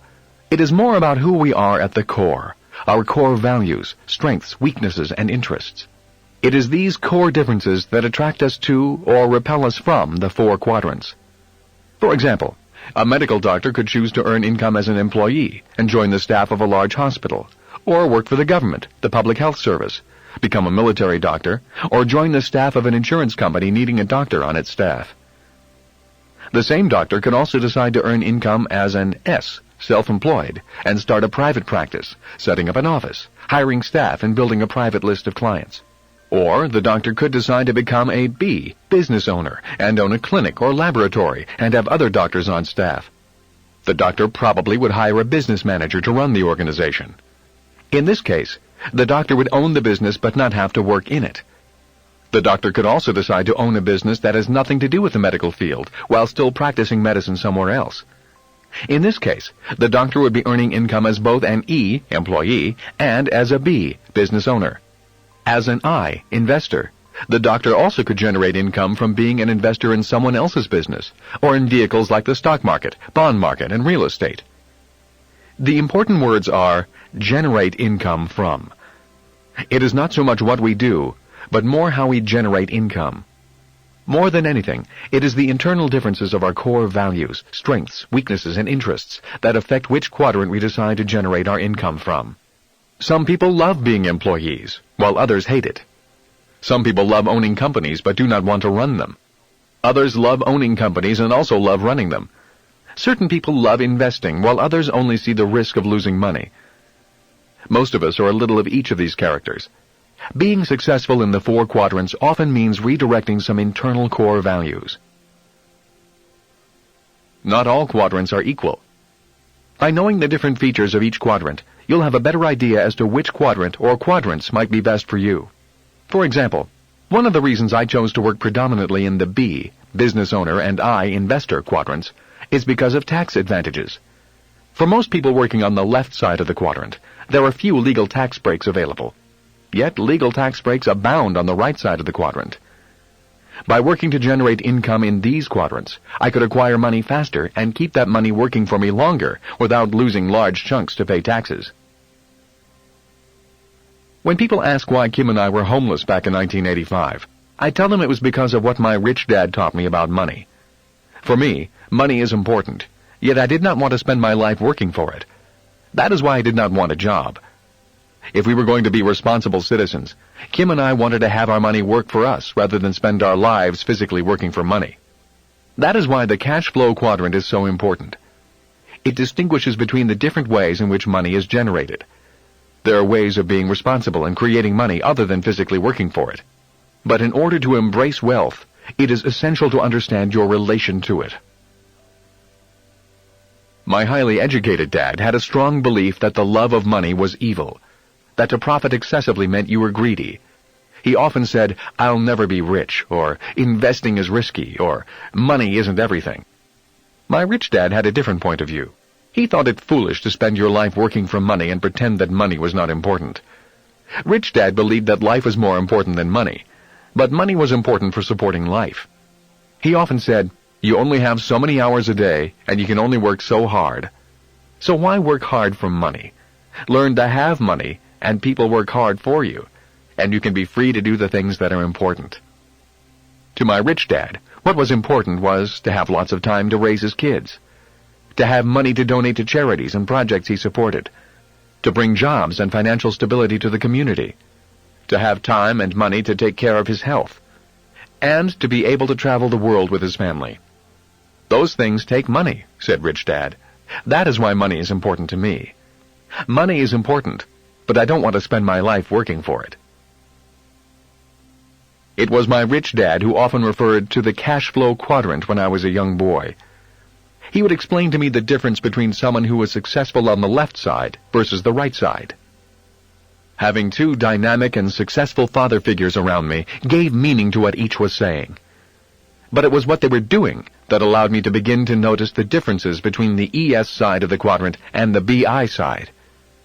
One painful lesson I experienced as a young boy was simply how much time one dad had available to spend with me versus the other.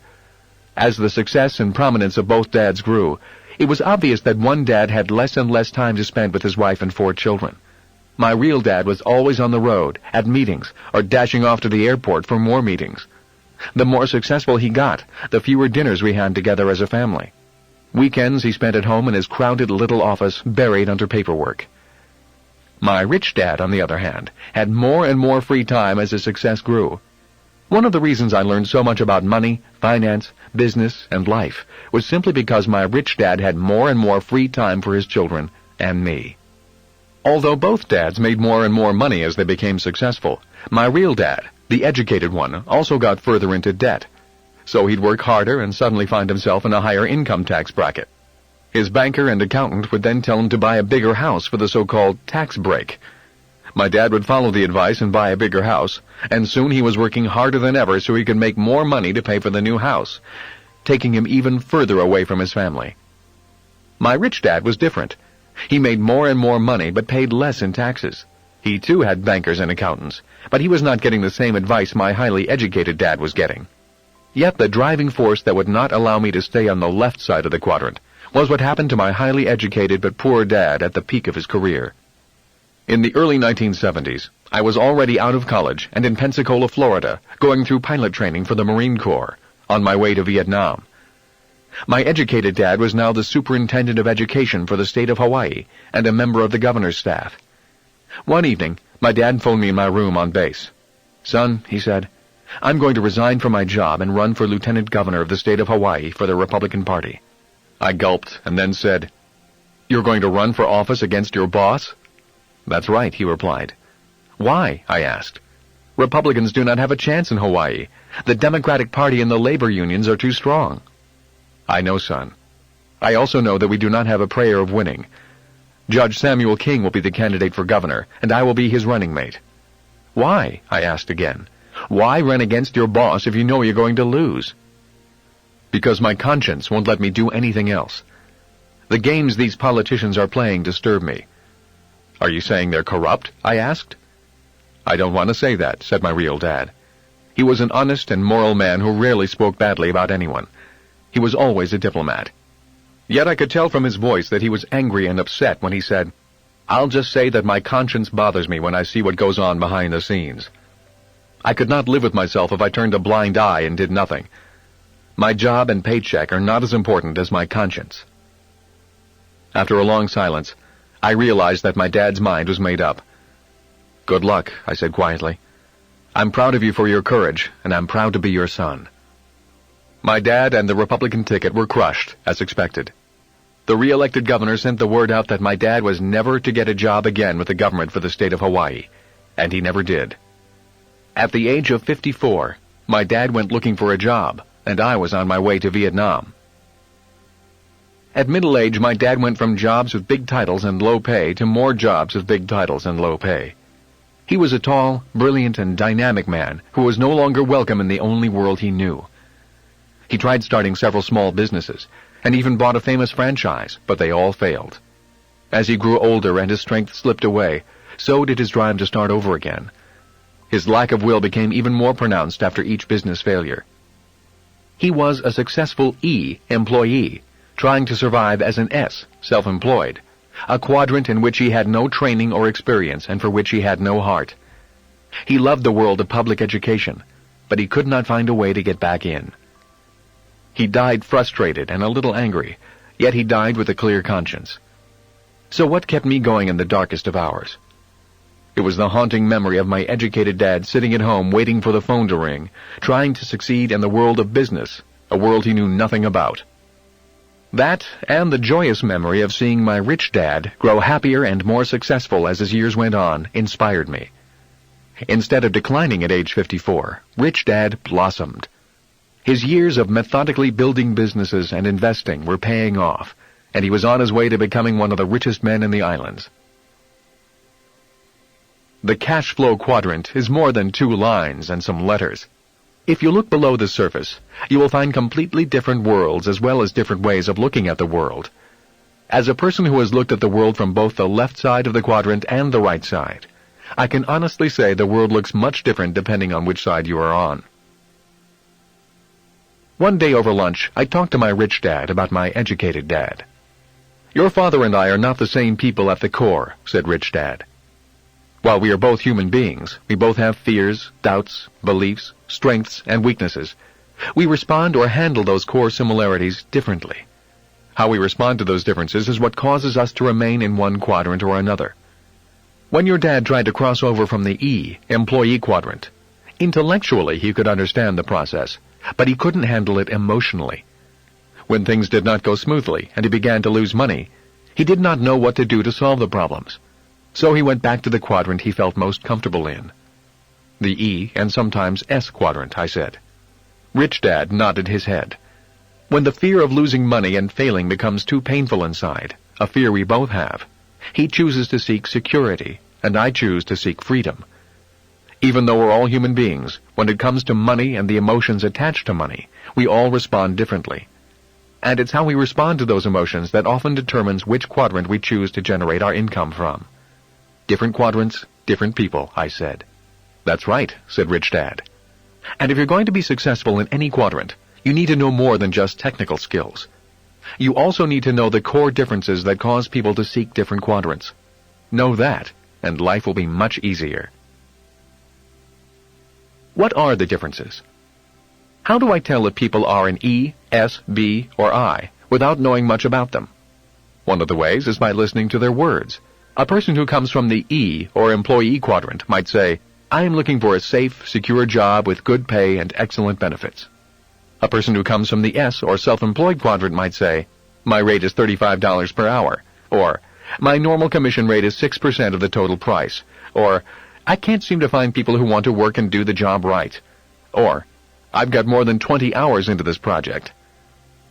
A person operating out of the B, or business owner quadrant, might say, I'm looking for a new president to run my company.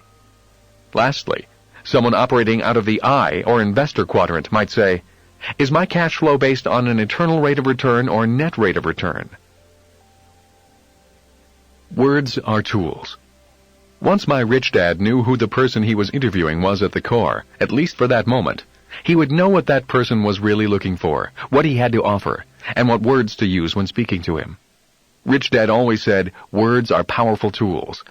If you want to be a leader of people, then you need to be a master of words. One word may excite one type of person, while that same word would completely turn off another person. For example, the word risk might be exciting to a person in the I, investor quadrant, while evoking total fear to someone in the E, employee quadrant. He would say, hear their words, feel their souls. Because behind the words a person chooses are the core values and core differences of that individual. When I hear the word secure or benefits, I get a sense of who the person might be at the core. The word secure is a word often used in response to the emotion of fear. If a person feels fear, then the need for security is often a commonly used phrase for someone who comes predominantly from the E, employee quadrant. When it comes to money and jobs, there are many people who simply hate the feeling of fear that comes with economic uncertainty, hence the desire for security.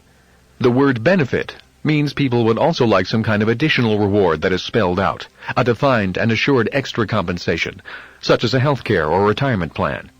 The key is that they want to feel secure and see it in writing. Uncertainty does not make them happy. Certainty does. For them, the idea of security is often more important than money.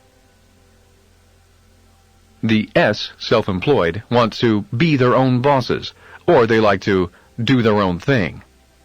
Often, when it comes to the subject of money, a hardcore S, self-employed, does not like to have his or her income be dependent on other people. Those who are self-employed do not like having the amount of money they earn dictated by someone else, or by a group of people who might not work as hard as they do. They also understand that if they do not work hard, then they don't deserve to be paid much. When it comes to money, they have fiercely independent souls. So while the employee often will respond to the fear of not having money by seeking security, the S, self-employed, will often respond by taking control of the situation and doing it on their own. When it comes to fear and financial risk, they want to take the bull by the horns. In this group, you find well-educated professionals who spend years in school, such as doctors, lawyers, and dentists. Also in the S, self-employed group, are people who took educational paths other than, or in addition to, traditional school. In this group are direct commission salespeople, real estate agents, small business owners, restaurateurs, consultants, therapists, hairstylists, and artists, to name a few. Self-employed people are often hardcore perfectionists. And that is why we hire them. If you hire a brain surgeon, you want that brain surgeon to have had years of training and experience. But most importantly, you want this brain surgeon to be a perfectionist. The same goes for a dentist, hairstylist, marketing consultant, plumber, lawyer, or a corporate trainer. You, as the client hiring this person, want someone who is the best. For this group, money is not the most important thing about their work. Their independence, the freedom to do things their way, and to be respected as experts in their field, are much more important than mere money. Many S, self-employed types, are hesitant to hire and train other people because once trained, they often end up as their competition.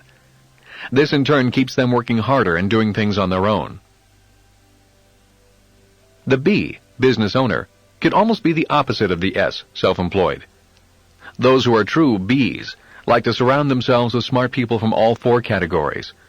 Unlike the S, self-employed, who do not like to delegate work because no one could do it better, the true B likes to delegate. The true motto of a B is, why do it yourself when you can hire someone to do it for you, and they can do it better? Henry Ford fit this mold. My rich dad's idol was Henry Ford. He had me read books about people like Ford and John D. Rockefeller, the founder of Standard Oil. Rich Dad constantly encouraged his son and me to learn the essence of leadership and the technical skills of business. There is a science to business and leadership as well as an art to business and leadership. For me, both are lifelong studies. Leadership, Rich Dad said, is the ability to bring out the best in people.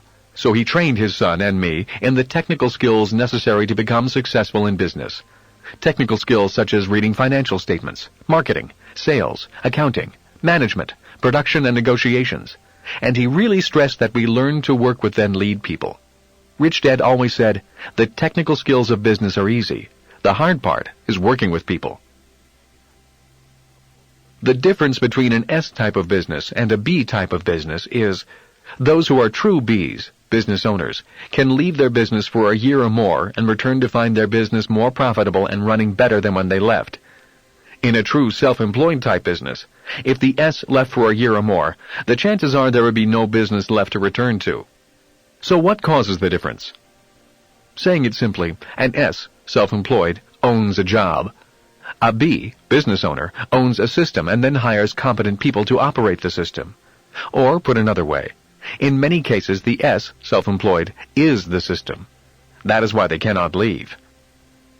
To be successful as a B, business owner, requires ownership or control of systems and the ability to lead people.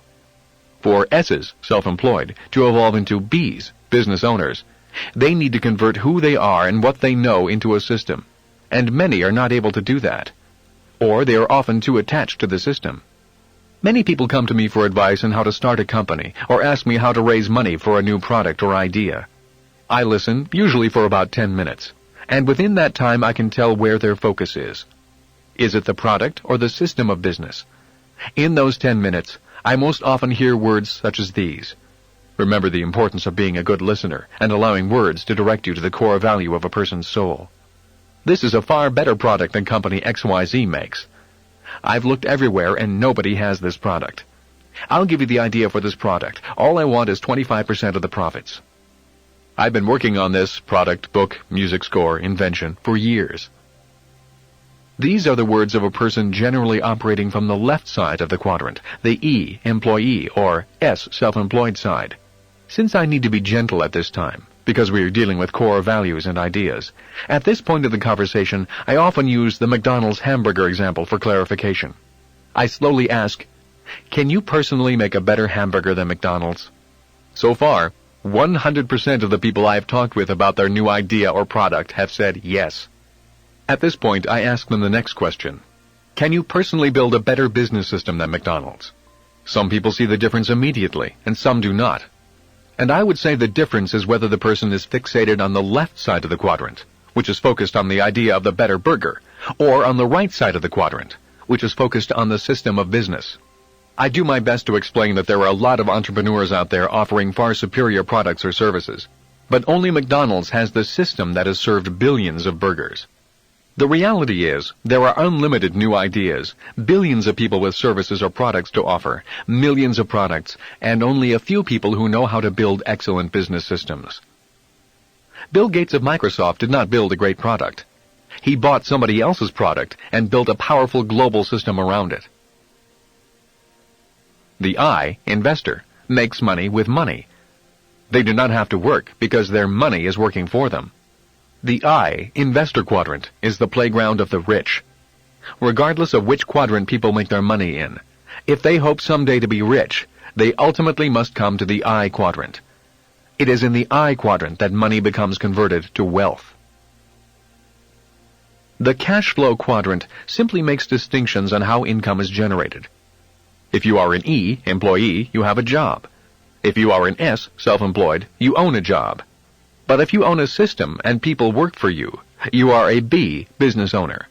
And finally, if you are an I, investor, your money works for you. A few years ago, I read an article that said most rich people received 70% of their income from investments, or the I, investor quadrant, and less than 30% from wages, or the E, employee quadrant. And if they were an E, employee, the chances were they were employees of their own corporation. For most everyone else, the poor and the middle class, at least 80% of their income comes from wages from the E, employee, or S, self-employed quadrants, and less than 20% from investments, or the I, investor quadrant.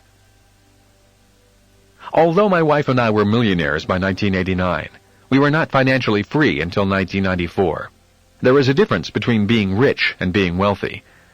By 1989, our business was making us a lot of money. We were earning more and working less because the business system was growing without any more physical effort on our part. We still needed to convert the cash flow coming from the business into even more tangible assets that would generate additional cash flow. We had grown our business into a success, and it was time to focus on growing our assets to the point where the cash flow from all our assets would be greater than our living expenses. By 1994, the passive income from all of our assets was greater than our expenses. Then we were wealthy. The definition of wealth is the number of days you can survive without physically working, or anyone else in your household physically working, and still maintain your standard of living. For example, if your expenses are $1,000 a month, and if you have $3,000 in savings, your wealth is approximately 3 months or 90 days. Wealth is measured in time, not dollars. By 1994, my wife and I were wealthy indefinitely, barring great economic changes, because the income from our investments was greater than our monthly expenses. Ultimately, it is not how much money you make that matters, but how much money you keep and how long that money works for you. Regardless of how much money people make, ultimately they should put some in the I, investor quadrant. The I, investor quadrant, deals specifically with the idea of money making money, or the idea that your money works so that you do not have to work. Yet it is important to acknowledge that there are other forms of investing. People invest in their education. Traditional education is important because the better your education, the better your chances of earning money. You can spend 4 years in college and have your income earning potential go from $24,000 a year to $50,000 a year or more. Given that the average person spends 40 years or more actively working, 4 years' worth of college or some type of higher education is an excellent investment. Loyalty and hard work is another form of investing, like being a lifelong employee of a company or the government. In return, via contract, that individual is rewarded with a pension for life. That is a form of investment popular in the industrial age, but obsolete in the information age. Other people invest in having large families, and in turn have their children care for them in their old age. That form of investing was the norm in the past, yet due to economic constraints in the present, it is becoming more difficult for families to handle the living and medical expenses of parents. Government retirement programs, such as Social Security and Medicare in America, which are often paid for through payroll deduction, is another form of investment mandated by law. But due to massive changes in demographics and costs, this form of investment may not be able to keep some of the promises it has made. And there are independent investment vehicles for retirement that are called individual retirement plans. Often the federal government will offer tax incentives to both the employer and employee to participate in such plans. In America, one popular plan is the 401k retirement plan, and in countries such as Australia, they are called superannuation plans. Although all of these are forms of investing, the I, investor quadrant, focuses on investments that generate income on an ongoing basis during your working years. In other words, is your money working for you and generating current income for you? Let's look at a person who buys a house as an investment and rents it out. If the rent collected is greater than the expenses to operate the property, that income is coming from the I, investor quadrant. The same is true for people who receive income as interest from savings or dividends from stocks and bonds. So the qualifier for the I, investor quadrant, is how much income you generate from the quadrant without working for it. Besides the obvious advantages of knowing how to make money with money and not having to get up and go to work, there are also many tax advantages that are not available to people who have to work for their money. One of the reasons the rich get richer is because they sometimes can make millions and legally not pay taxes on that money. That's because they make money in the asset column, not in the income column. Or they make money as investors, not workers.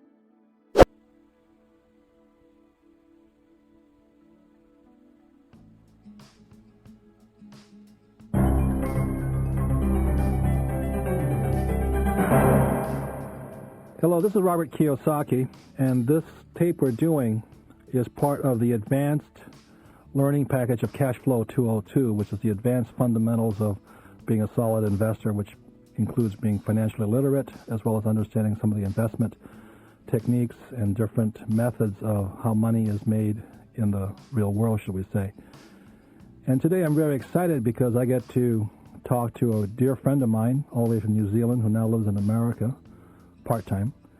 but also because we get to talk about my favorite investment vehicle, which is the subject of real estate. Although I do own several million shares of companies and those kinds of investments, my love has always been in property, because in my opinion, property is and always will be the investment vehicle of the very rich. It's probably the most stable, the most, in my opinion, logical. And that's why I personally have a bias or an opinion why I love real estate personally, and the largest part of my portfolio is in real estate. So with that, I'd like to introduce a dear friend of mine, Dr. Dolph DeRoos. And Dolph, would you mind telling the story of how you and I got to meet back in 1994? Certainly, it's a very interesting tale, because what happened is I was doing a seminar in a little town in New Zealand called Timaru, and I was walking down the main street and I came across a bookshop there, and in the window was a book that, the title of it just appealed to me, so I bought it. And I was reading it on the plane the next day going to my next seminar engagement, and I got off the plane, I just finished the book. The person who was hosting the seminar there picked me up and I said, "Mick, you've got to read this book. It's by Robert Kiyosaki, and you'll enjoy reading it. Here it is." And he said, "Oh, yeah, Bob." I said, "It's not Bob, it's Robert." He said, "Yeah, Bob, he's my neighbor." I said, "For heaven's sake, this is some Japanese Hawaiian guy living in the States." He said, "I know. I used to live in Hawaii and we were neighbors." Yeah, Mick and I played rugby together in Hawaii. Yeah, so it seems. So I thought this was just very coincidental.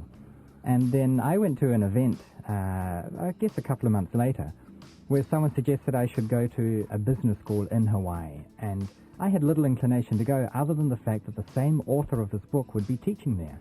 So that was me, huh? Yeah. I thought this is the chance. So off I went, and that was July 1994. And as you'll recall, things happened at the business school which caused us to get to notice each other, and we've been in touch ever since. Been dear friends ever since, and also, for those who do not know it, Dr. Dolph DeRoos is very famous in many parts of the world for his many books on investing in the property market, and he has a software package which I think is absolutely genius, because the hardest part of acquiring real estate is the analysis of it. How does it make sense, and how can you make more money out of what might not look like a good deal? Is that true? Exactly. And the funny thing is, you say it's a very difficult thing to analyze. In essence, of course, it's very simple. But you've got to understand that with most other investments, it's much easier to see what the returns are. For instance, if you've got $100,000 cash and you put that in the bank, and every year you get $6,000 interest, everyone can work out and figure out for themselves that the effective interest rate is roughly 6% per annum. Now, it will vary slightly depending on whether you're paid quarterly or semi-annually or monthly, but in essence you're getting 6%. But if you buy a property for $100,000 and it returns you $6,000 a year in rent, the return is not necessarily 6%. In fact, it's going to be far from that. The yield, to use that technical term, the yield may be 6%, because the yield, by definition, is simply the ratio of rental income divided by purchase price. But that gives you no indication at all as to what your true return is, and we'll get into that a bit later. And that's what your software package does. Exactly. It tells you very simply and in 30 seconds flat exactly what the return is from that property. And most people are astounded, time and time again, how a property that might look very good on paper, in fact, isn't a good investment at all, but more particularly, how a property that looks mediocre, in fact, is an exceptionally good investment, that when people realize the true returns, they say to themselves, well, we'd be a fool not to buy it, as indeed they would be. It's an absolutely brilliant package, and the best part about it, it's almost like a checklist also. It makes sure that all the things you need to assess are included. Right. People tend to forget about things. They tend to put in the rental per annum, but they forget about the vacancy rate. Right. We take account of that. They might put in their mortgage, which starts off at an interest rate of, say, 7% for 3 years, interest only. But then they forget that you're onto a table mortgage, according to that loan document, for 15 years. The program takes account of all those things and gives you the true cash flow return, pre-tax, after-tax, and more particularly, it tells you what your true return is. We call it the internal rate of return. It's a brilliant package. But we're getting a little bit ahead of ourselves right now. Would you mind tell us a little bit about your background? It's a very interesting story, because his name is Dolph DeRoos, more technically, Dr. Dolph DeRoos. Would you mind explaining what a doctor is? Sure. That is, in fact, a PhD in electrical engineering. But to get to that point, we have to go back a little in time. I had my first business in Australia when I was living there, and I was visited by 3 government officials, and the first one looked down at me as this big burly guy, and he said, "Do you have a license to operate this business?" And I said, "No, sir, I didn't know I needed a license." And the second person said, "Do you have a health department certificate?" And I said, "Well, no, I didn't know I needed one of those either." And the third one said, just what do you know about your business? And I said, well, my sweets taste pretty good. You're selling what? Sweets on the beach. I was 8 years old, and they closed me down there and then. Candy. Yeah. Oh, candy. Okay. Yeah, sweet, we call them sweets, candy. So I learned that in order to do business, you had to follow certain rules. And, of course, the next day I opened up business as a fruit vendor because there were no similar rules on fruit. And it was ironic, of course, because candy was wrapped in cellophane, whereas fruit wasn't. So the health risk surely would have been greater with fruit. So I have sort of business instincts in my blood. I always liked the idea of making some money. And when it came to studying, and I came from a family where they sort of put a high value on study, partially because my parents went through the Depression era and the war, and they felt the way to security is to have a job, because when you have a job, you can climb a corporate ladder. And so there was this encouragement to study, and I went through a process of elimination. I didn't know what I wanted to study. I didn't want to do medicine because I didn't like the sight of blood. Didn't want to peer into people's mouths all day, so that cut out dentistry. I wanted to do law, but I realized early on that if you study law in one country, that limits you to operating in that country forever. So I did engineering. And even though I enjoyed engineering, in my first year as an undergraduate, I realized that engineers in general were not very wealthy. They wore shabby clothes, and they drove old cars and lived in mediocre houses. So I took it upon myself, Robert, to make a study of rich people. I read encyclopedias, autobiographies, biographies. I interviewed some, and I tried to figure out what is it that rich people have in common. And, you know, I could hardly find anything. It certainly wasn't age. You could find rich people amongst old and young. It wasn't gender. It wasn't religion. It wasn't which country they were born in. It certainly wasn't whether they were born into a rich family or not. In fact, I only found two things that they had in common. What was that? Well, the first one was that almost without exception, rich people had integrity. Their word was their honor. Now, with the benefit of hindsight that I've had since, I don't believe that if you don't have integrity, you cannot become rich. Obviously you can, but I believe you'll find it harder to hold on to your wealth because you'll associate with people who similarly don't have integrity, and they'll do you out of your money. Plus, if people don't trust your word, it's really harder and harder to do business that way. Exactly. So it's an important point. It has no bearing on your ability to make money per se for each particular deal, but it does have a huge bearing on your ability to make money long-term in your lifetime. But secondly, and perhaps more interestingly, the other thing that all rich people tended to have in common is property. They either made their money through property or they held their wealth in property. And it was in that moment that I realized that I decided to get into property. In fact, I bought my first investment property in my first year as an undergraduate student. And, as I often tell people, if you think I look young now, you should have seen me then. I had a major problem. I was 17 years old and I looked about 12. That had problems when you tried to date someone too, of course, but it also had problems going to a bank, asking a bank manager for a loan. He would think to himself, I'm sure, subconsciously, if this young upstart is buying property, so should I be, and I'm not doing it, so he must be wrong. It was tough, Right. But that gave me a lot of mettle, too, to sort through in later years. So, Matt, real quick, where did you go to school? I went to school at Canterbury University. I continued with my studies, yes. Okay. I did a bachelor degree first and then did a PhD. And I enjoyed it, and I think I, had a flair for it. But the real crunch came when I finished my PhD. You've got to understand, you've been at university for 8 years. You have foregone a salary in order to have a degree which supposedly is going to earn you lots of money. And I was offered a job back in those days of $32,000 a year. That's New Zealand dollars. That was New Zealand dollars. And, we've got to take the time value of money into account. That was worth... in today's dollar terms, it's worth a bit more, but it wasn't a very good income. I had done a real estate deal the week prior, which had netted me $35,000.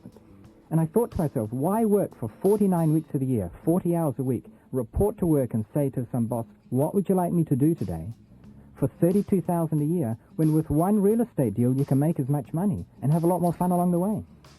So that's the time when I quit being an engineer. So did you ever use your electrical engineering license as an employee? Well, not as an employee. It's come in very handy. Of course, people need toasters fixed because they figure an electrical engineer obviously fixes toasters. Well, you do get that sort of general feeling. But no, I've never really practiced as an engineer. I have done a lot with technology companies, and I'll have to admit that the engineering background has been good for that. But, Robert, it goes beyond that. Just about any subject you can study at university is what I call an analysis subject. You take what's there, you pull it to pieces, label the components, and put it back together. That works whether you're studying history, chemistry, geography, geology, anything. There are very few exceptions. One of them is engineering, and that is that engineering is not an analysis subject, but a synthesis subject. You are given a problem, and you have to create a solution. You have to synthesize a solution for it. The same goes for architecture, sculpting, a few other professions like that. So engineering is, in fact, an extremely good background to figure out how to creatively solve real-world problems. The process of solving it. Yeah, it's the process. Right. And real estate investment is a process. You are given a unique spectrum of problems. You mightn't perceive them as a problem, they're challenges, if you like, and you have to creatively come up with a solution. An engineer has a much easier task to solve that than, say, a historian or a mathematician or anyone else. Because your mind's been trained or disciplined to think that way. Right. And that's why you can write the software program how to analyze a real estate transaction better than a person like me could probably. Well, thank you. I'd put it this way, that probably there are computer scientists who could write the code better, but they don't have the relationship with the real world. Right, or the real estate world at least. Right. So let me ask you this. So you probably never used your electrical engineering degree to its fullest. But you went right into property.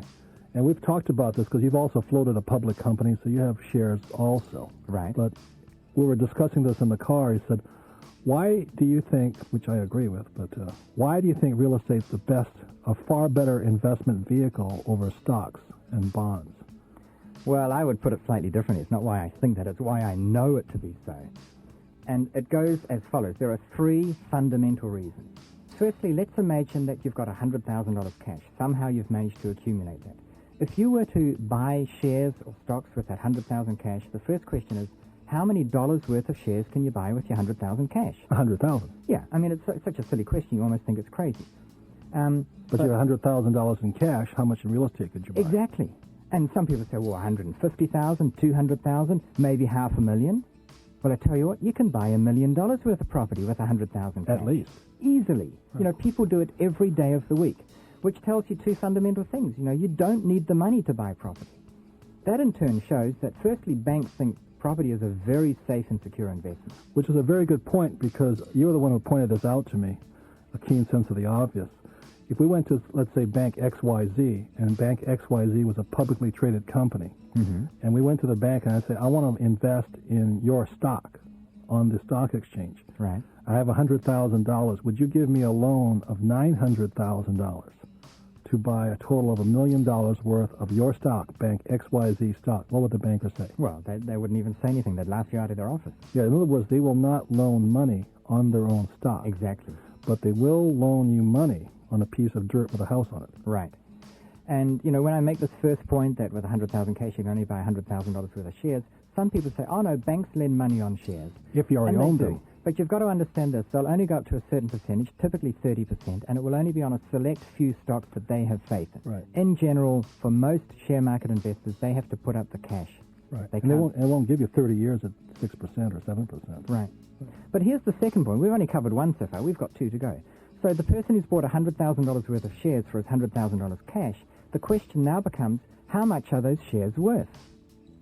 Well, It's a silly question again. Right. They're worth $100,000 because the market has determined that that is the market price. There is only one market price. It's that price at which willing buyers meet willing sellers. So by definition, your $100,000 cash has bought $100,000 worth of shares. Now, if we ask the same question on your property, your $100,000 worth of cash that has bought $1 million worth of property, how much is that property worth? And it's anyone's guess. That property may be worth $1.2 million. It may be worth $1.5 million. It might only be worth $700,000. If it's only worth $700,000, you've paid too much for it. And if you're wondering how it's possible that you can buy a $1.5 million property for $1 million, Robert, you know the answer to that. It happens all the time. I can give you 101 reasons right now why people sell properties at below their true value, and we can cover some of them. 4 kids have been bequeathed a property. They disagree as to how to get rid of it. They have this big argument, and they say, look, let's just sell the damn thing and be done with. Right, because they're not property owners. They're not property owners. They don't know how to manage it. Right. Or someone bought the property back in 1956. They paid $13,000 for it. They think they're ripping you off by getting $460,000, when in actual fact it's worth $580. Right. The point that Dolph is making is one of the advantages and maybe a disadvantage of real estate is that it's an inefficient market. That's the advantage, of course. Yeah, it could be advantage as disadvantage, but we use it to our advantage because it's inefficient. What I mean by inefficient is you can walk down a street, you'll see an apartment house or a commercial building or a strip mall, a retail mall, And the market is what you and the buyer, you as the seller or the buyer, determine it to be. Right. But in stocks, it's electronic.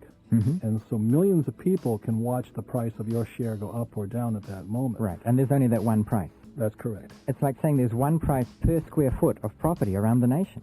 Right. And, of course, that wouldn't be a problem for us, too, because No. we'd pick the eyes out of the market and pick those that are worth above that. Anyway, we've got 2 points. Let's move on to the third one. Your $100,000 worth of cash that's bought you $100,000 worth of shares that are worth $100,000. The question now becomes, what can you personally do to increase the value of those shares? So that gives you the control over the value Right. of your property. Well, when it comes to property, when you ask the same question, your $100,000 cash that's bought $1 million worth of property that's actually worth $1.5 million, what can you personally do to increase the value? You can do a whole raft of things. You might just paint it. You Right. might put a new facade on. So let's get down to, let's say, the mass market right now, because most people can't think in $1 million piece of property. Let's say a $50,000 property. All right, a $50,000 home. What can a person do to improve the value of that house versus what can they do to improve $50,000 worth of a share? Well, my answer to that is something that probably won't be believed by a lot of people. You might just paint the guttering or the spouting on that house. It was flaky and looked rusty, and you paint it white, and you put that house back on the market, and suddenly it's gone from $50,000 to $55,000. And you might think that's nonsensical, but I'm telling you, there are people out there who otherwise would have bought that property, but they see the rusty spouting and they think, man, this whole place is probably a dump. It's not worth anywhere near that amount. They see Whereas what's when wrong you- with it versus what's right with it. Right. You paint it. You might just mow the lawns. You might paint the building on the outside. But we can do a lot of other exciting things. Let's talk about a $50,000 home somewhere in the back blocks of nowhere. And it hasn't got a garage or garage, as you call it, or a carport. It's bought at $50,000. What would it bring up in rent? Maybe $100 a week, so that's, 10% return. That's not bad. The question becomes, if you were to provide a carport, by how much could the rent go up? And my answer to that is, let's assume the carport costs $1,000 to build. I think that's pretty reasonable in any market. If your rent goes up by $20 a week, because now the car is out of the wind and the rain and the sunlight and all that sort of thing, $20 a week on an annualized basis is, of course, $1,000 a year. So you can get $1,000 a year coming out of that property extra because you spent $1,000 in capital. Now, that's a good return in anyone's reckoning. So it's 100% return. Per annum. Right. But we might even do something a bit smarter than that. We might go to a bank and say, look, we're going to build this carport. It's going to increase the rent by $20 a week or $1,000 a year. Could you tell us how much the value of the property will go up by if we have $1,000 a year extra come out in rent? And they might capitalize it, and that's a technical term to say the extra capital value brought about by cash flow income. They might capitalize the increased value at, say, 10%, which would mean the building has gone from $50,000 to $60,000. And if they'll advance you 70% of that increase in capital value, you'll get a loan from the bank of $7,000 because you're going to build a Improve the carport. value of the house. Now, of that $7,000, we use $1,000 to build it. So we haven't put up any cash at all. We've borrowed $7,000 from the bank. We've used $1,000 to build the carport. We are pocketing $6,000. And by the way, at this point, I'd ask, is that $6,000 taxable? No. And the answer, of course, is no. It's not income. It's a loan. So you've pocketed $6,000. You've got a carport there. It's generating $1,000 a year in rent. We have to pay interest, of course, on the $7,000 loan, which even at a ridiculously high 10% is only $700 a year. You're collecting $1,000, so you've got $300 a year coming in for life, assuming the rents never go up, and $6,000 in your pocket. My question to you or anyone else who owns a property, a $50,000 property, would be this: why would you not build the carport? I don't know. And the carport, Robert, is just one simple, silly example. If we make it a $250,000 property, you might be able to add an extra bedroom and do a similar thing. Or if you've got that $1.5 million building, you might put in a whole car parking building. And that's not such a ridiculous thing. I was looking at a building in Fort Worth. It's a 56-story building. It's one of the most impressive buildings there. It had a rental per square foot that was relatively low because there were insufficient car parks. And all we did is contracted to buy a car park building next door. We could assign the car parks to the building. Suddenly, the rental per square foot went up by 65%. No kidding. You know, these are just the possibilities where if you open your mind, you say, wow, this is a game where we can set the rules. And that comes back to what you were saying. You have control over areas that with shares or stocks and bonds, you just have zero control. Right. Most people, when it comes to, let's say, stocks or shares, as we call them, you have no control. Right. The price goes up, the price goes down, you're totally out of control. And we were talking about that earlier. An investor, most people when they buy a stock are speculating. Right. Or Exactly. risking or gambling. And as a real estate investor, you don't take risks, do you? Or you do your best to minimize your risk. You minimize the risk. It's a calculated risk. Right.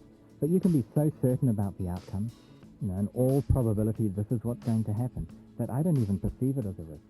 And that's how personally I look at it. When I buy a building, one fundamental rule, and the word rule I have, is if it doesn't put money in my pocket now, I don't buy it.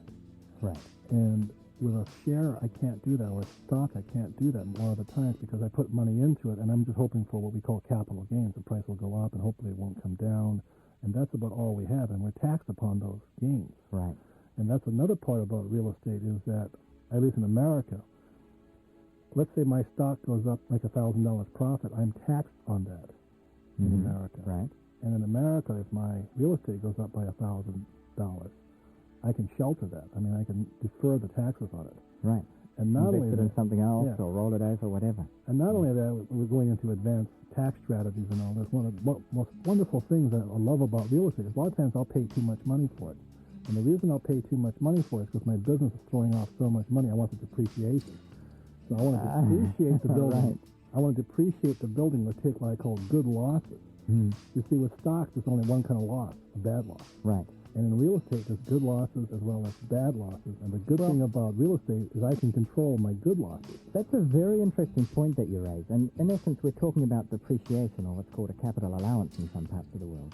It's And it goes definitely like this. a very capital allowance. Right. You buy a The government is computer. giving you money. They are giving you money, Yeah. and it works out effectively that they write out a check and give it to you because you bought a property. Right. Now you think about it, when you buy a computer or a vehicle, most governments allow you to depreciate those items because that's their incentive to have you update your computers to stay competitive with the rest of the world. So you buy a computer for $5,000, you write it down to $2,000 and you deduct that against your income, that $3,000 paper loss. But the computer has gone down in value. So will the car have That's gone a down real in value. loss. Right. So the assumption is that you can depreciate items that go down in value. Now surely to God, governments realize that properties go up in value, and yet they still allow you to depreciate them. And it's not a loophole, they're fully aware of it.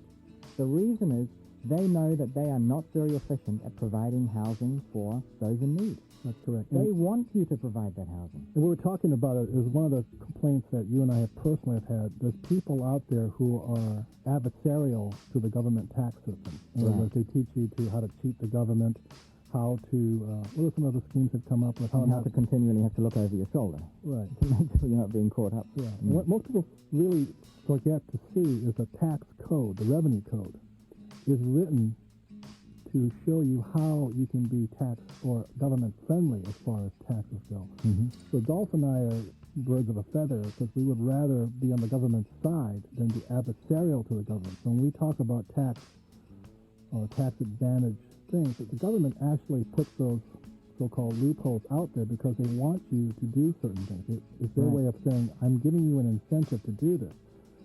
And when it comes to real estate, the biggest problem the government has is providing houses for the masses. And so one of the reasons they encourage people from the I quadrant or the investor quadrant to invest in real estate is very simply because people are going to provide housing or buildings for businesses to operate in, or retail outlets for other businesses to operate in. We help them do the government's job, which is provide more capital for the market. So I just want to say this up front is I would rather be on the government side when it comes to taxes rather than being tax adversarial. Right, I fully agree. And the delightful aspect of this is that, and the software shows this beautifully, you can have a property where on paper you are running at a loss, but in actual fact you're running at a profit. And the effect of that is the government agrees that you are running at a loss. In other words, you can reduce your income tax substantially, while at the same time you're actually pulling money out. Because the government wants you to provide housing for the masses. Right, and the reason that works with property and nothing else is that you get depreciation, both on the building and on what we call the chattels, they're the contents, the carpets and the light fittings and all those things. You add up those depreciation items, you can deduct them against your rental income. On paper you are running at a loss, whereas in actual fact, because those deductions aren't cash deductions, they're just paper entries, you're still running at a profit. Despite getting the profit, the government effectively writes a check to you. They give it to you and say, thanks for buying that property. And you know what? The yield that we spoke of before, the rental income divided by the purchase price, that does not take account of the money you get from the government. That's right. A lot of times I've said to somebody, I'm making $25 a month off this building. Oh, that's not much money. Mm-hmm. But all they see is the cash-on-cash return and not the real return over the basis of the investment. Right. And that's why I've always recommended to people, like my game CASHFLOW, is learn to read the numbers. Right. Because in the numbers is where you find the money. Mm-hmm. And most people, since they're not financially literate or not been trained to look at financial statements, they fail to see where the acres of diamonds or the millions of dollars are made.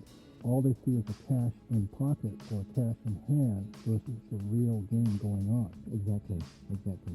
So what advice do you have for people who are thinking about getting into real estate? What words of wisdom can you give them, or inspiration or motivation?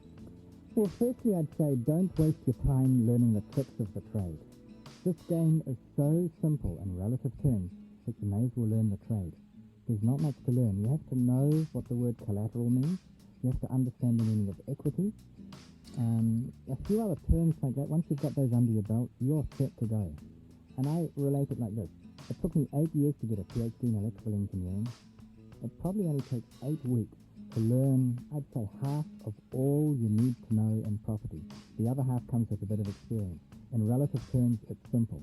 It astounds me that more people don't do it.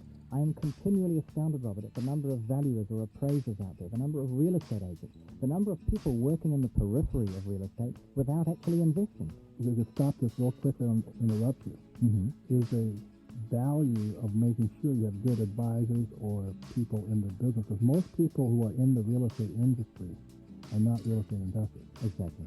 And that's what Dolph is saying. And they sit there, they look at millions of dollars being made right in front of them, and they take no action. And the worst part about some of these so-called brokers and advisors or escrow agents or title officers and all this, they really don't know what they're talking about. They know a small part of it. So a very big part of what we're saying here, we're talking about in the car coming up here, is when most people look at real estate, they look at it as emotional. Right. It's the house of my dreams. Yeah. I want to buy this thing. Right. You know, I want to, and you get emotional about the subject. And what we're saying is we don't get emotional, it's just a number. It's just a number. It's just a transaction. And that really brings me to my 5 golden rules, if you like, of property. And you hit on the first one there, which is never, ever fall in love with a property. Fall in love with the deal, by all means. That's great advice. But never the property, because as soon as you fall in love with it, your emotions, as you say, take over. You'll buy it because you really like the shape of the garden or the color of the wallpaper in the 3rd bedroom, and they are the wrong reasons. You've got to be able to look at it in the cold light of day and say, this is a good investment. Or not. And follow your head. The numbers. Either way, yeah. Follow the numbers. And we were laughing about that because my wife Kim and I, we buy more investment properties, so we're very unemotional with our properties. Just what's my rate of return? That's it. Like, how much money is it going to take? What's the numbers? And we started looking at our house, and I forgot that we were looking at a house that we were going to live in and not a piece of property that we were going to rent out. And my wife and I started to get into it as husbands and wives do. And I realized she was looking at the house emotionally, and I was looking at the price I could get the house at. So I was still looking at the deal, and she was looking at living in the house. Which goes back to the original point, is I would highly recommend that if you're looking for property, find a real estate agent and a title agent, a banker, a mortgage lender who all understand the game of real estate investing versus buying the house of your dreams. Exactly. Very different people. And to that extent, look for people who are investors themselves. That's what I'm saying, yeah. A lot of people have a phobia about that. They think, no, if he's an investor, then any good deal that comes along, they'll gobble it up themselves. Nothing could be further from the truth. There's a limit to what any of us can buy at any one time based on short cash reserves and other financial matters. So they will know what you want, they will speak your language, they'll understand your motivation, and they won't waste your time with deals that you can look at and within 5 seconds say, this is hopeless. Right, and they won't ask the same questions a lot of times. I'll go up to a real estate agent or a salesperson and say, what's the motivation for selling? They go, oh, it's got 3 bedrooms and 2. I said, no, I want to know how desperate is this guy to sell. Exactly. And I go, well, why do you know that? Because I want a deal here. But don't you want to look at the bedrooms? I go, no, I just want to know one thing. How badly did they want to sell? The worst case I had was an agent who offered me a property. It was a commercial property, but the yield was 5%. And I said, well, tell me, why is this a good proposition? And he looked at me for a moment and he said, well, if it wasn't, they'd be asking more, wouldn't they? And you're kidding me. I'm serious. It's a sort of convoluted logic. And that's the level they're at. That's why he wasn't buying and I was. Yeah. So I'll make this point again. Just because a person's in the real estate industry does not make them a real estate investor. Right. And when you find a mortgage broker, a banker, a title company, and a real estate agent who understand the world of real estate investing, your job will be 1,000 times easier. Exactly. And you touched on the next point, which is only buy from a motivated seller. You know, the worst thing you can do is go to someone and say, do you want to sell this property? And they say, well, everything's available at a price. What's your price? You're going to have a hard job to get that at a good bargain value. So only buy from a motivated seller. And what most, and this is, Tim, my wife and I was laughing about this, which comes up to a lot of people are afraid to make offers. Right. For instance, we were looking at this one house, and the price was $1 million for us to go live in. And we looked at it, and I said, oh, we'll offer $700,000 for it. And the broker almost died. He says, how can you do that? You'd embarrass me. You can't do that. You can't fire an offer so low. And I went, and that's when I called you. I said, Dolph, guess what? They came back at $800,000. Yeah, I know. It came down from $1,350,000. And I fired this ridiculous offer of $700,000. It almost embarrassed me to write it. The broker was just, sweat coming out. You're going to insult this guy. He was more concerned, I imagine, with his image. Right. And well, I was feeling a little guilty. I said, this is a little low. And when the guy countered at $820,000, I was it too low? He came down almost $500,000. And then I turned to my wife, Kim, and I said, there's a lot of people who are so afraid of keeping their image up, right, they won't even fire an offer. An offer costs nothing. It's free. Hey, and know your thought, yes, you may get. Yeah. So there's no downside. If they say no, obviously they're not motivated.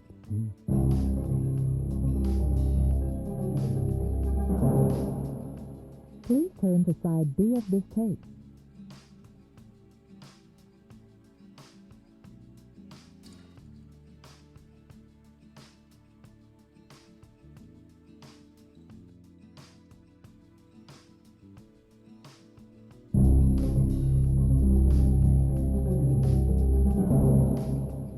In fact, I once had it where I went to an agent and I said I want to put an offer on a building. It was a $600,000 building. My offer was for $280,000.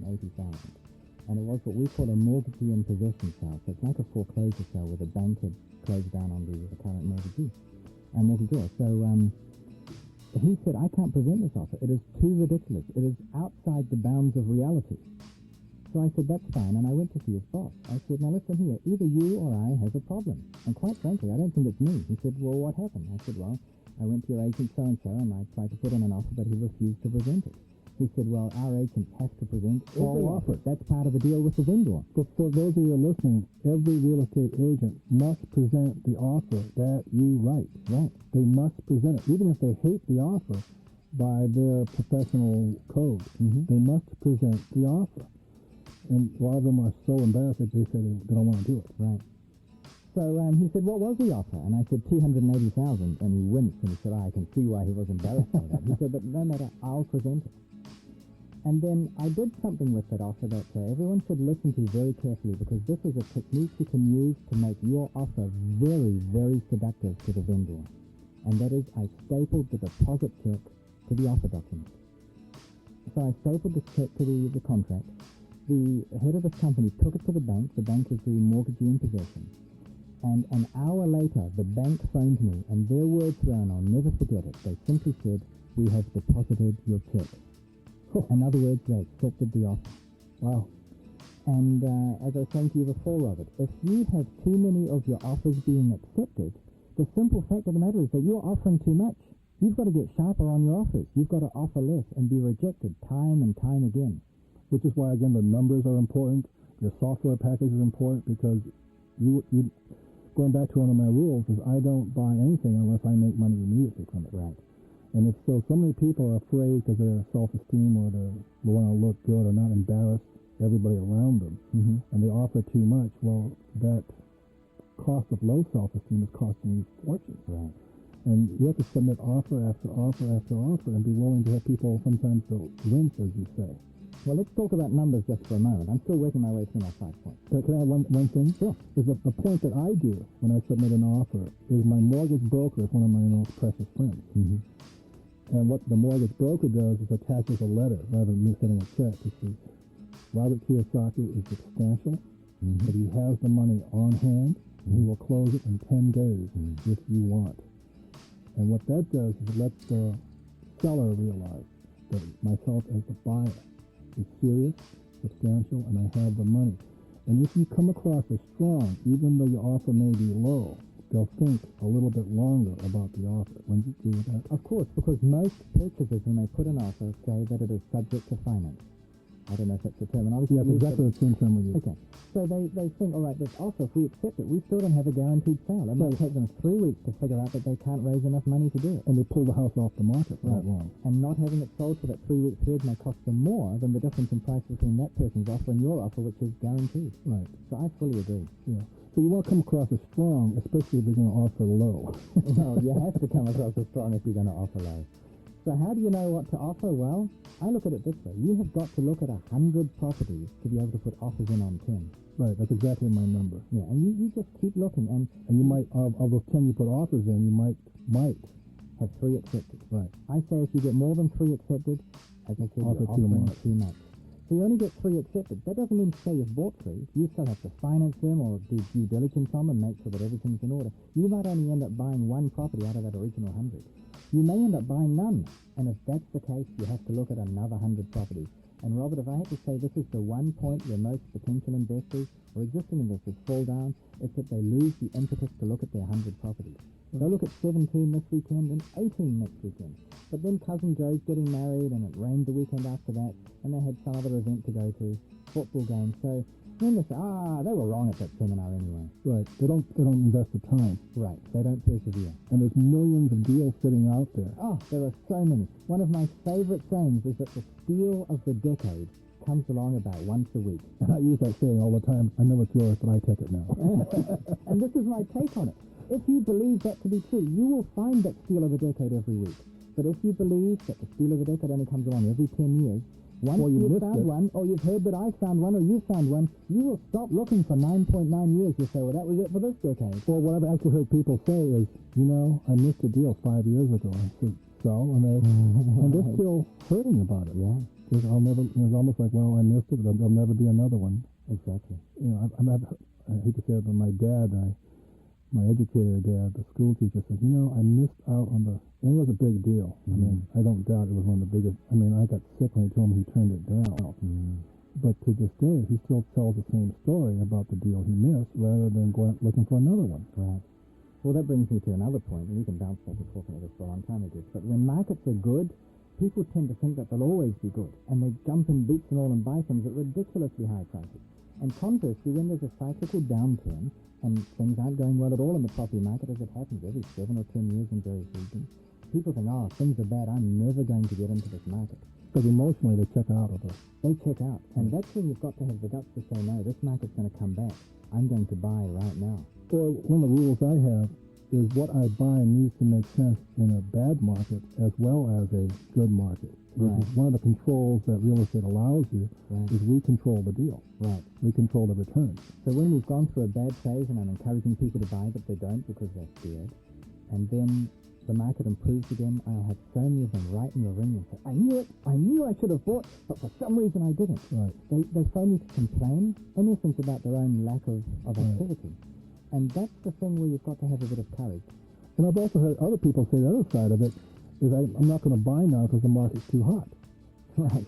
So they check out when it's good also. There's never a bad time to buy. No, that's because that $1.35 million house, this is the hottest real estate market in the history of Arizona. And that's when I went off at $700,000 for the house, and the guy came down to $820,000. Even in the best market in the history of my state, this is 1999, January 1999, as we're doing this, I still find a deal. Yeah. And I could have got it at half price. And the broker was saying, well, you can't do that because they want a full price offer. So everybody wants a full price offer. I'm not willing to offer it. Is that exactly what you're saying? Yeah, perfectly. So even in an up market, you can still find a deal. That's right. Because it's inefficient market, which is good on your side. Right. You can have arbitrage, not so much of markets, but arbitrage of thoughts and values. Right. So People's perceptions of value. the guy was transferred. The house had not sold in 3 months. Nobody had offers on it. All the real estate brokers had gone through the house. Right. And they weren't showing the house anymore because they said the thing was not going to sell. It was ugly and blah, blah, blah. So the real estate brokers had turned off the entire market to this house, and it was sitting there vacant. And this guy is carrying this house at, I think, $800,000. All he was asking for me to do was to pay his banknote off. Exactly. And you know, often, I said before, there are 101 reasons why people have to sell a property at less than its true value. The one you just mentioned is the most common one, where people are shifting. Often they have committed to another property, they have to close on that within a limited time frame, and their time limit to get rid of their old house is running out. And plus, they're paying for it. They're paying for it. Now, he was asking 1.35. Maybe if he'd asked only 1.2, he would have got it. Because all those agents that went through would have had people that could afford 1.2. Because people are afraid to make an offer. Right. But because he asked too much, he was squeezed. He was painted into a corner so that he had to accept 800 or 850, whatever, in order just to get rid of it. Right. That brings me to my third point. These are my 5 golden rules, if you like. And it has to do with when you put in an offer. Sometimes it's worthwhile putting in an offer where you name the figure. But in general, Robert, my rule is never be the first to name a figure. Let someone else name the figure first. There's no upside for you in being the first to name the figure. So let's say they're asking $100,000 for a property. Well, then they've named their figure. Oh, okay. All right. Then you know where they're coming from. But if you see a property and you think it might come on the market, never go up to them and say, well, I'll give you $125,000 for that. Because you don't know what they would have come in at. So if you can avoid it, never be the first to name that figure. Okay. And then one rule which you and I practice to the nth degree is always buy with zero or very little down. Put as little cash into it as you can. And one of the things... Or take out as much as you can. Well, we're saying the same thing. Yeah, that's not uncommon either. I've done deals where I've bought a property... Tax-free money. And I've gotten a mortgage for it where the mortgage is more than the purchase price. Yes. Now, I know many banks are saying that they will consider for mortgage purposes the lesser of the purchase price or the registered appraisal. But there are ways and means that you can have to get around it. You can get deferred settlement for 6 months. And then by the time settlement comes around, you go back to the bank. The purchase price is no longer relevant because it was bought 6 months ago. It's now worth X dollars. You've painted that spouting, remember? Right. And you can get more, you can pull money out. The other thing while we're talking about it is the property market is so delightful because there are no rules. You know, when you buy shares, you have to pay cash for those shares. You imagine going to a share broker and saying, look, I've got an old BMW that's only firing on 3 cylinders. Will you take it as part payment for my $100,000 worth of shares? You know, they'll laugh. But with property, you can do anything. You can trade. You can say, well, I'll give you this property over here and a car and something else as part payment. And people do it. It's called, I don't know what you call it, horse trading or whatever. It's so much fun. Yeah. No, I'm not saying it's typical of that. You have to do it. But the point is, you can do it. It shifts people's paradigms, and you can do great deals that way. I did that with one of the rules I have. You got it from Keith Cunningham. You always buy more than you want. What most people do is they try and buy what they can afford. Right. And really, one of the biggest keys to getting rich is buy more than you can afford. Buy so much, you have to sell the rest of it off. That's right. And so many times I've horse traded because I'd go to a person who says, land, if I need 20 acres, I'll buy 80 acres. Right. And then I'll trade and swap and try to get my land for free. But unfortunately, most people only look at what they can afford rather than buying what they can trade off. If you buy more, you have to trade it anyway. That's interesting because often the most inefficient vendors or sellers are government institutions or big insurance companies or institutional consortiums. And the reason is they don't understand property. It's not their core business. So they'll, for instance, try to sell off a portfolio of 16 buildings and offer it at a very good yield just to get rid of it. Something like 10 cents on a dollar or 50 cents on a dollar. Like that. And you've got to ask yourself, why would they do that? Well, they're scared. They're scared of being left with that last building that won't sell and they have to dump on the market. So all you have to do is contract to buy them as one lot and then split them up. Because you buy the box of them or you buy a portfolio. Right.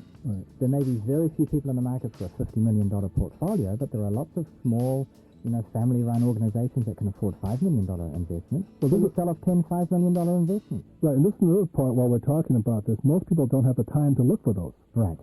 And so for those of you saying, well, I don't have the money to buy $1 million portfolio, well, do you have the time? Because it's either invest time or money. Right. And if you have the time to look for those deals and you're good at putting them together, people will give you the money. Exactly. And that's one of the biggest secrets of all when we're talking about don't use your own money. Right. That's one of the best things about real estate is the bank will give you money for it. And, you know, I always Your friends will give you money for it. Yeah. Why do you need your own money? Right. Right. No, that's a very valid point. And that brings us to the final point, which is you make your money when you buy. Exactly. You know, you can buy something for 50 cents on the dollar, half its true value. Instantly, let's say you're buying a property worth $100,000 and you manage to get it for $50,000. And again, if people think that's not possible, how could that be? It happens every day of the week. We could go out here in Phoenix today and find a deal like that. And have a great time doing it. And have fun doing it. And perhaps we should. Probably the only reason why we don't do it is we think, well, that's only $50,000. Now, it's not as if we couldn't both do with $50,000 today, but we're thinking in terms of projects further down the track. Well, otherwise, we should do it. When we were in our 20s, that was a big deal. Now they get bigger. That's what happens. You get bigger. It's the same process. Right. But what we're trying to say to you is start with the $20,000 to $50,000 deal. And there's millions of them. No matter where you go in the world, there's millions of these little $20,000 to $50,000 deals. Even the most expensive cities in the world, there's always been a $20,000 to $50,000 deal. Even in New York, I found them. Of course, they're pretty bad, but it's where you start. Right. And then what happens is your capital, but more than your capital, is your intellectual worth goes up. The process is the same. Right. The numbers increase, but the process is the same. And word gets out. As soon as you start having a few successes with these deals, real estate agents will start phoning you and saying, hey, we've got another oddball deal here. Would you be interested in looking at it? Especially if you have the finance to take it down quickly. And all they want is the commission. They want the commission. They want the tip, as my friend says. He says most real estate brokers work for tips. They work for 6% in America, 7%. He says even a waiter works for 20%. Right. And the only reason we floated this public company is that I got so many people phoning or writing and saying, look, we want to participate in some of these deals you're doing. Can you organize them? We'll just syndicate something. So people with money. Yeah, people with money. So I did a mail out to my database. And what you know is how to find and negotiate a deal. Exactly. Yeah. That's all it is. And that's priceless. And I asked how many interested, thinking if we get a dozen, we might be able to do some pretty clever deals. Well, we had 700 people reply saying they were keen to do something. And that's when I realized that a syndicate wouldn't cut it. And we decided to float a company. Public, right? And it just goes to show you, these people are learning by what we're doing in the public company, and they're getting the tools to do it themselves. A lot of people just don't have time. Right. They're so busy, they want you, they'll give you the money. And if you just take the time to learn how to acquire the deals. Right. And this brings me to another point that's dear to my heart. I mean, I'm a bit of I have an aversion to television. I mean, there are some good programs, but there are so many people who will spend hour after hour watching programs that they think they ought to watch because they want to keep up with the play and what's happened in this soap or on that series. And the thing that I don't like about TV is it doesn't encourage your brain to become proactive and think things through and devise strategies, and you become a bit of a potato. Whereas even reading a book is far more creative because you have to paint the pictures in your own mind and you have to physically turn the pages and all that sort of thing. What sets property apart again from almost any other investment vehicle is you have to think, you have to strategize. I wonder if this suburb is going to go up or down in value. I wonder what's happening in this part of the world or this city. I wonder whether this kind of building is going to be in demand because, hey, people are starting to do things on the internet. We don't need as much warehousing space. So it goes on. You become very active and you can get addicted to that mindset where you're constantly thinking things that's exciting. The curiosity. Curiosity. It's like the difference between reading a really good book or reading one that's just waffly and doesn't have any substance to it. That's great. You have a saying about if you can read but you don't read? Yeah. He who does not read has no advantage over he who cannot read. That's a very great statement. You know, and another way of putting that is if you don't read, you may as well be illiterate. Right. You know, so my advice is to get out there and read. It shocks me to know that 58% of people in the Western world do not read a non-fiction book after leaving high school. 58%? 58%. It is astounding. And when you and I get together, that's all we talk about is the books we read. Yeah, the books we've read. And, you know, the ones you mentioned today, a lot of them we have read. There's some that you mentioned that I haven't read, and I've already noted them in my mind, and I'm going to go out and get them and read them. Fabulous books. Because to me, that's what life's all about. Expands the mind, yeah. Expanding, exploring, learning more. Right. And as soon as you stop learning, that's when, in my mind, you might as well give up. So, Dolph, a question I'm asked and you're asked constantly, and I may as well ask it of you, is if a person, let's say, just has a job, very little in savings, how do they get started in property or real estate? what would you recommend? Firstly, I'd recommend that they live a reasonably frugal lifestyle so that they can build up their savings. It takes very little to get started in property, but you do need something. If that really is out of the question, like you cannot accumulate any savings or you don't have the patience to wait that long, there are other options. You might put the deal together. You might find a stunning proposition and then go and see some relatives and say, look, I know you've got some capital or access to some, or would you want to use your home as collateral for a loan so that we raise $20,000, which we then use as a deposit on this property, and we'll raise the other $80,000 required to buy it from a bank, and you cut them in on the deal. And use their financials? Right. So it comes back to using other people's money. It's like being high on drugs. It's OPM. There's a whole raft of measures like that you can use. You might just go to friends and put a proposition to them. As excellent ideas, and I'd like to put it from another point of view, is one of the reasons I recommend people look at either starting their own business or network marketing per se, is because real estate is capital intensive. Mm-hmm. And you and I were discussing in my new book coming out about what my rich dad taught me about investing is coming out, is that it really does behoove people to have a steady stream of cash flow via which to buy property with. And in my opinion, a lot of times people are trying to use property to get rich rather than have the vehicle which makes them rich, which is a business or some source of steady income or frugality or proper cash flow management. Because if a person is poor at cash flow management, that is often the reason they don't have money in the first place. Exactly. And if you're poor at cash flow management, then you'll mismanage your property anyway, and your problems will accelerate. I mean, leverage, one thing that's great about leverage is OPM, or using other people's money. The problem with leverage, it goes up as well as comes down. Right. It's a double-edged sword. So really, if a person doesn't have much capital to invest with, I would first look at yourself and say, how can I become a better cash flow manager? Because if you're not a good cash flow manager, first of all, the bank's not going to give you the loan anyway, and you'll mismanage your property, secondly, and your problems will not be of a $10,000 nature, it'll be a $100,000 problem. Right. So it really comes down to personal skills again, too. Right. And expanding on that, if you don't have any cash flow initially, then banks are going to be very reluctant to advance your money. Once you've got 20 or 30 properties, they don't even look at your ancillary cash flow or cash flow from other jobs. They just look at the portfolio. But when you're buying your first, or second, or third building, they look at your cash flow. It's very crucial. Right. Another thing that happens with banks, if you have too much property, they get suspicious also. Well, that's an interesting thing. Why are you talking about that? Banks get uncomfortable once you reach, say, the 4 property level, right. And they say, but you're getting top-heavy in property. So at that stage, you have to go to a new bank. And they see you as a 4-property person, and buying one more property is no big deal. Right. But by the time you've got 8, they get uncomfortable. So you go to yet another one. Right. And the beauty of it is that after 4 or 5 years, you can go back to the first bank because either they've changed manager and forgotten about you, or your circumstances have changed so that it doesn't matter. Right. And so the bank is, first of all, going to look at how well you manage your money. And if you're not good at that now, please don't invest in property. That's right. That's really what I'm trying to say, because if you're bad at that, property will make your problem worse. Exactly.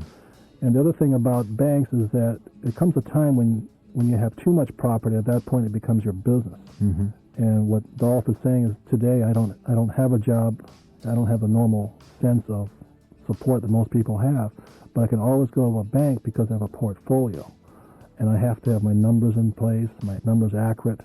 I have to use the same language a banker would use. So these are all things that I invested time in learning first. Many people are trying to invest money, but they haven't invested the time. As I said, investing is both time and money. And if you don't invest the time, then it takes a lot of money. And if you don't want to invest the time, it also costs you a lot of money. So please invest the time in what people are doing right now, which is their education. So it is a double-edged sword as far as which comes first, the money or the property, but I think they almost come simultaneously. But a big part of it is being willing to, as we say, be literate, to study, to be open-minded, and to learn. And to have an attitude which is that you want to increase your net worth, so you're not going to waste your money or take on projects which are going to be a drain on your cash flow. That's correct. And when people go to relatives, that can be a big boom, or it could be a very big bust, especially if the deal goes bad on you. Sure. So really... I'm not suggesting that's the best avenue open to you, but I am saying that if you are desperate to get into property because you can manage your cash flow, you do see the potential, and you don't have any cash reserves of your own, it might be a good option. Right. It's better than not doing anything. Right, and that's why I recommended right off the start, when we started talking about this tape, is your software package and buying your books by Dolph DeRoos. There's also books by Robert Allen, Nothing Down and Creating Wealth, which are good fundamental primers. Right. So that's how I got started. In fact, the way I got started was I bought off a TV infomercial a Nothing Down seminar, which I attended for $385. Mm-hmm. And I always tell that story. That $385 has made me millions and millions of dollars. Right. Yet another person who spent the same, my friend of mine who attended the same course, so that course was a waste of money because he made nothing off Mm-hmm. it. And we spent the same amount of money. It's just I used what I learned and he didn't. Right. And so those are some of the big variables in there. Right. Well, people always say that knowledge is power, and, nothing could be further from the truth, because knowledge of itself is worthless. Even if you know the mating habits of moths in Ethiopia, of what use to you is that? Right. It's only applied knowledge that's power. If you can apply it, then it's powerful. And that's what you're saying. You applied the knowledge you picked up at this Robert Allen seminar. Your friend didn't. Right. That's the difference. Another part, if I could say to people who are wondering how they get the money, I'm not recommending it. It could be misconstrued, and I don't mean to do this. But in the movie Wall Street with Michael Douglas,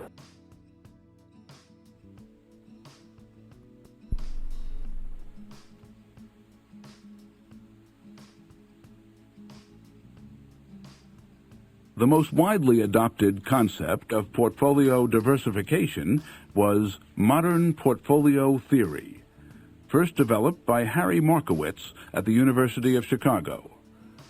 Bernstein describes the little-noticed birth of this theory.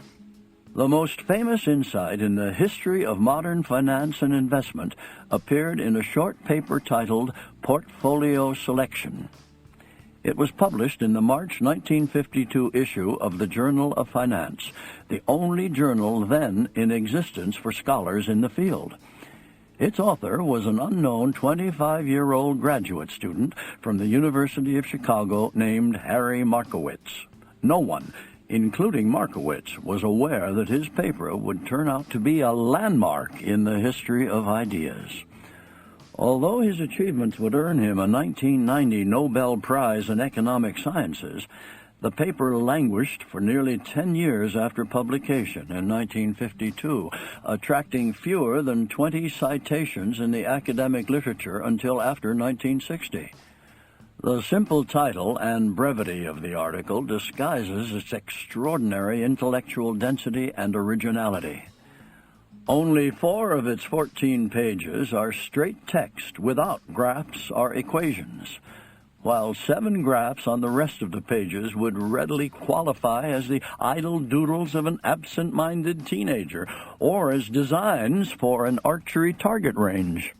The thrust and conclusions of the article seemed very simple and self-evident. Despite its formidable appearance, the true meaning of Markowitz's article is homey. It boils down to nothing more than a formal confirmation of 2 old rules for investing. Nothing ventured, nothing gained.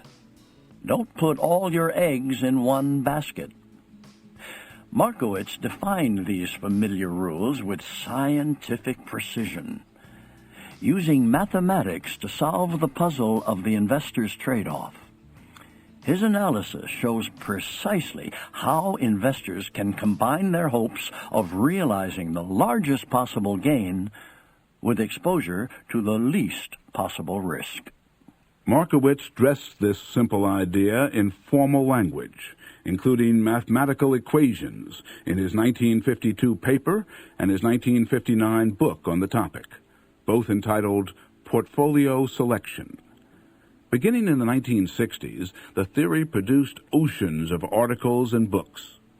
At the core of the formulas for portfolio risk was a weighted numeric value given to different types of investments. On the low-risk end of the spectrum were short-term U.S. Treasury bills, which were considered to have very low potential for deviating from the expected financial reward. The short-term T-bill, therefore, was said to have the lowest risk and the lowest possibility of unexpected gain. At the other end of the risk spectrum were common stocks, which received a higher numeric weighting because of their higher risk and higher potential return. Between these 2 ends of the spectrum, numeric weightings were assigned to all other investment alternatives, such as corporate bonds, municipal bonds, and foreign stocks. The goal of this method is to build a portfolio that mathematically matches an investor's risk tolerance with his expected reward. Those with little tolerance for risk should concentrate on options with a lower rating. Those with higher risk tolerance will want to concentrate on higher-rated options.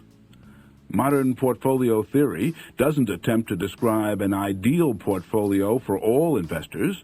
It merely wants to define a numerical value for the amount of risk in a portfolio. As the concept became more widely discussed and ridiculed, used and misused, understood and misunderstood, it established not only new mathematical techniques, but also a new vocabulary. Words that at first seemed esoteric gradually became part of Wall Street's standard language. And at the core of this vocabulary was the term beta, B-E-T-A, as defined here by Professor Nicholas Apostolou of Louisiana State University. Beta is a calculation of the volatility of a stock or overall portfolio as compared to a broad market indicator, such as the Standard & Poor's 500 stock index. A beta of 1 for a stock or portfolio means that the stock or portfolio will move in the same proportion and direction as the S&P 500. A beta of 1.5 implies that the price of the stock or the direction of the portfolio will be 50% more volatile than the S&P 500, rising higher than the S&P 500 when the market is climbing, but falling sharper when the market is declining. Thus, the higher the beta, the higher the risk. The concept of beta, as widely understood in the early 1970s, helped to explain why the go-go money managers of the 1960s had portfolios that surged during the bull market of the late 1960s and then collapsed dramatically during the bear market of the 1970s. The go-go portfolios were high beta, performing spectacularly well during a rising market and extremely poorly during a decline. Modern portfolio theory does not argue against a high-risk portfolio. To the contrary. Another important concept of modern portfolio theory was called the capital asset pricing model, which used mathematics to conclude that while high beta portfolios do increase risk, they also increase the potential to achieve better returns than the market as a whole. As many people had instinctively known for years, high-risk portfolios bring higher potential for reward. Now this wisdom was corroborated by mathematical formulas. Many of the mathematical ideas in modern portfolio theory were severely attacked by Wall Street professionals who perceived a threat to the human and artful skills of money managers. Today, however, few portfolio decisions are made without some nod to the concept of beta and its companion, the capital asset pricing model.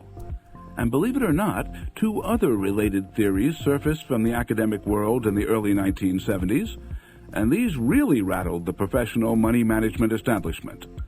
These two theories are known as the random walk theory and the efficient market theory, and they continue to irritate and provoke money management professionals even today.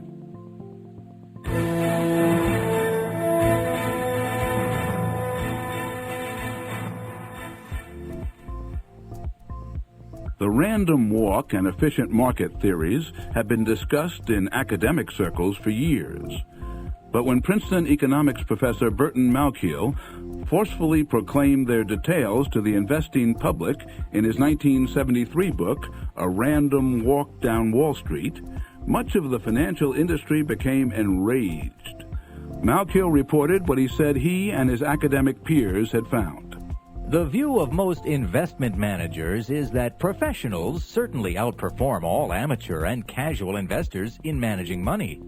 Much of the academic community, on the other hand, believes that professionally managed investment portfolios cannot outperform randomly selected portfolios with equivalent risk characteristics. Random walkers claim that the stock market adjusts so quickly and perfectly to new information that amateurs buying at current prices can do just as well as the pros.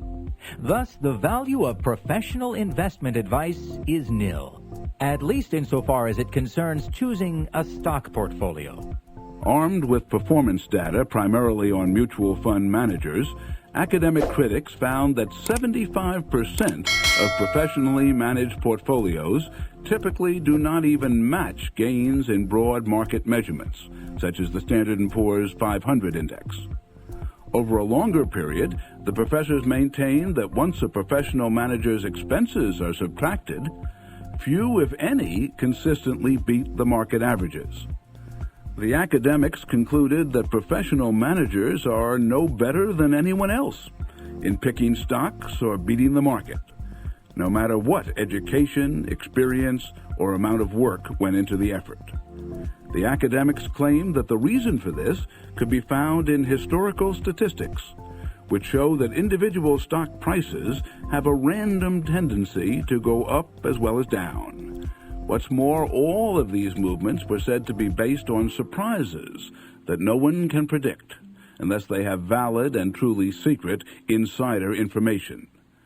There are as many good surprises to push stock prices up as there are bad surprises to push them down, the academics argued. Moreover, the random walk researchers insisted that while professionals can hit on stocks that go up, it's largely due to luck rather than stock-picking skills, which in any event were said to cost enough in fees to offset any advantageous performance. The random walkers thus claimed that anyone can have as many successes or failures as a professional, and all without paying a fee. Financial historian Robert Sobel recounts Wall Street's reaction to this charge. At first, the professionals were incredulous. Were the professors saying that throwing darts at the financial page was as good a method of selecting stocks as any other? The answer was an unqualified yes, and delivered with a blandness and matter-of-fact attitude that infuriated the Wall Streeters and dumbfounded them too, as the random walkers threw in mathematical equations they couldn't comprehend. The academics argued that prices are random partly because so many people, both amateur and professionals, are researching the same universe of stocks. Therefore, investment information is so widely understood that stock prices fully reflect all known information at any given time. Efficient market theorists also claim that only some surprising bit of new information can significantly change the price. Randomness in pricing is therefore said to result from what is called the efficient market. Professor Malkiel summarizes this basic concept. According to the efficient market theory, the stock market is so good at adjusting to new information that nothing and no one can predict its future course in a superior manner. Because of the actions of the pros, the prices of individual stocks quickly reflect all the news that is available. Thus, the odds of selecting superior stocks or anticipating the general direction of the market are even. Your guess is as good as that of the ape, your stockbroker, or even mine.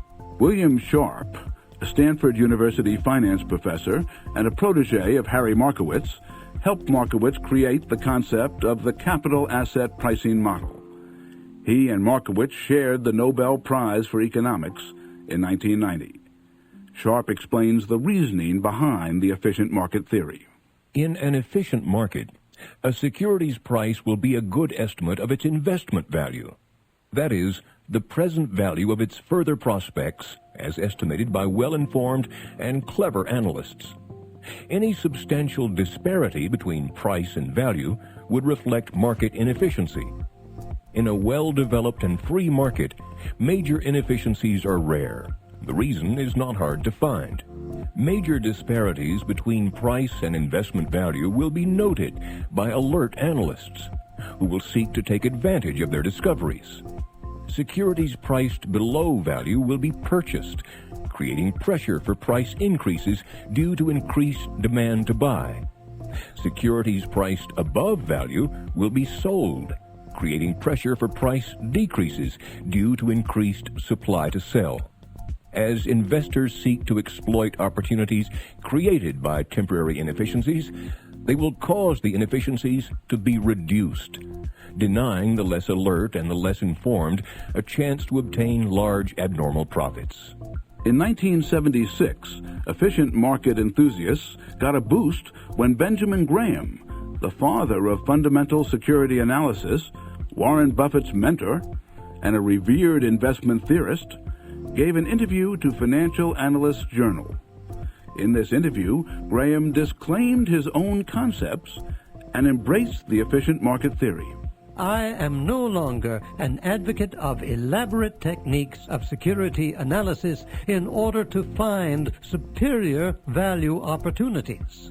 In the old days, any well-trained security analyst could do a good professional job of selecting undervalued issues through detailed studies.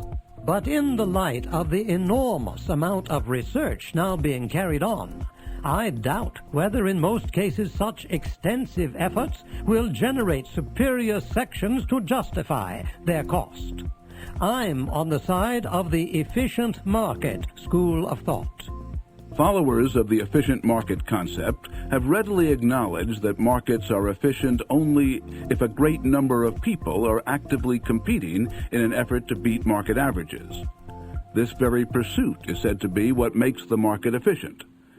People are said to be naturally competitive, so they will continually try to outperform others, thus assuring that the market will remain efficient. When the concepts of efficient market and random walk first started gaining widespread notice, market professionals shrugged it off. At the time, it was not possible to invest in an index portfolio designed to imitate the overall performance of the market, thus beating 3 out of 4 professionals. In 1971, the first index fund was created. In 1976, an index fund was first offered to the general public by the Vanguard group of investment companies. All this created a new style of investing called passive investment management. Ironically, it was carried out primarily by professional money managers for pensions and insurance companies. Combining indexed portfolios with the concepts of modern portfolio theory, a passive investment manager would devise an investment plan using different index funds with different risk values to build a portfolio matching a client's risk-reward expectations. No attempt was made to search for specific stocks. John Bogle, founder of the Vanguard Group and an index fund pioneer, describes the development of passive management. Passive management quickly came to be known as indexing, a designation adopted in 1971 when the concept became reality through its application to the management of actual investment portfolios. Then the broad-based Standard & Poor's stock index, heavily dominated by large blue-chip companies, was chosen as the index standard. At that time, it represented the soundest indicator of stock market returns, comprised a dominant proportion of the stock market's total capitalization, and was relatively easy to replicate. Further, no valid measure of the capitalization of the entire stock market was then available. Since that index fund was created, many similar funds have been initiated, representing a wide variety of different market segments. Rex Sinkfield, a money manager who uses only index funds, explains how a portfolio is configured by selecting index funds that match asset classes. Current research looks at 3 dimensions. How much do I want to have exposed to equities? Within equities, how much do I want to have exposed to companies that are really struggling, for example, value stocks? How much to small stocks? The person who wants equities that will earn more than market returns over time and recognizes that it entails above market risk has only 2 avenues to pursue.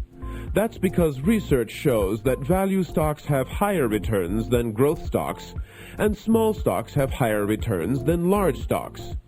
But both value stocks and small stocks are riskier than the market as a whole. And you can go domestically and internationally with both. There are lots of index funds available to do this. Those are the dimensions from which investors must choose. Today, passive management occupies a growing part of the investment world. Yet the active management camp still dominates the scene. And the debate continues to rage between adherents of these two very different approaches.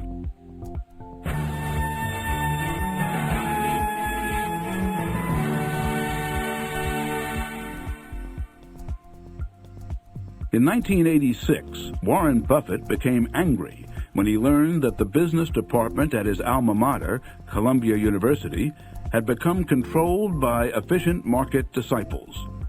Buffett wrote an article for his alumni magazine, which was later printed in Barron's, decrying the situation.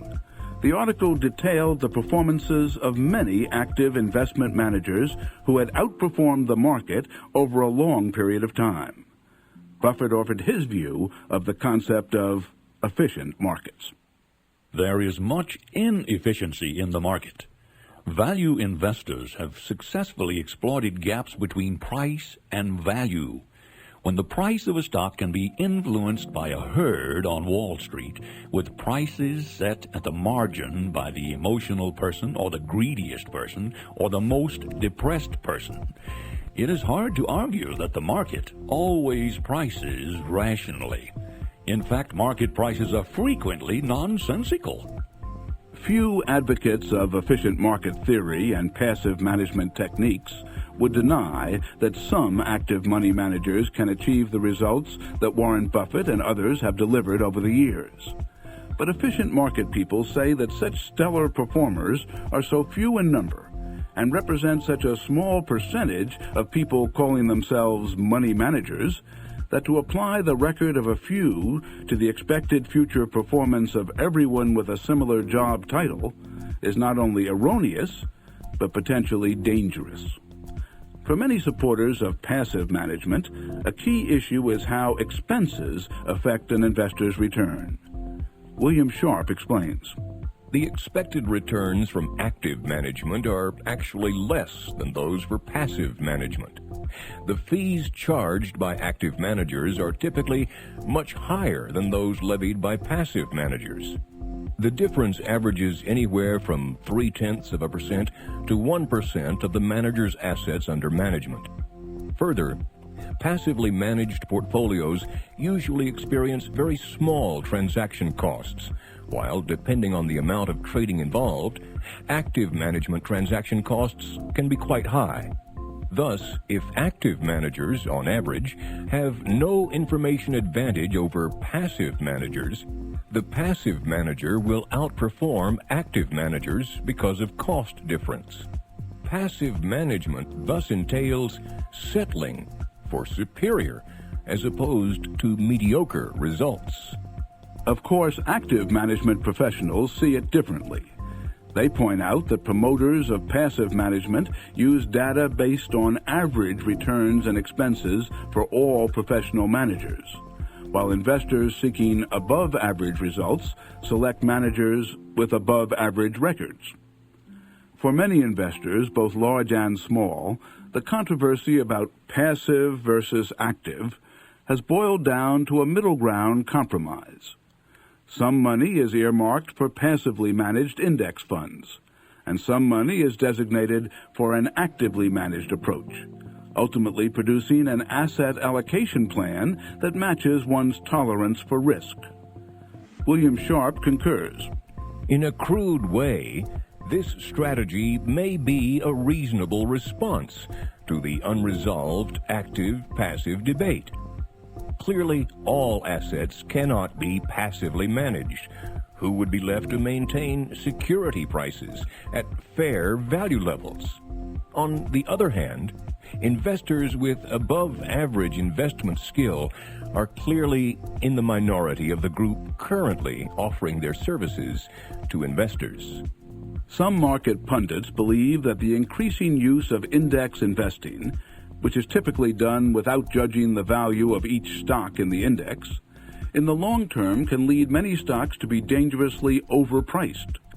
Among those concerned is Paul Samuelson, a Nobel Prize-winning economist who says investors should carefully scrutinize where they put their money. Ironically, if Samuelson's observations prove to be correct, the growing widespread assumption that markets are efficient, along with the ever-widening use of index investing, could lead to greater inefficiencies. And only a sharp-eyed, active approach to investing could hope to catch and exploit them.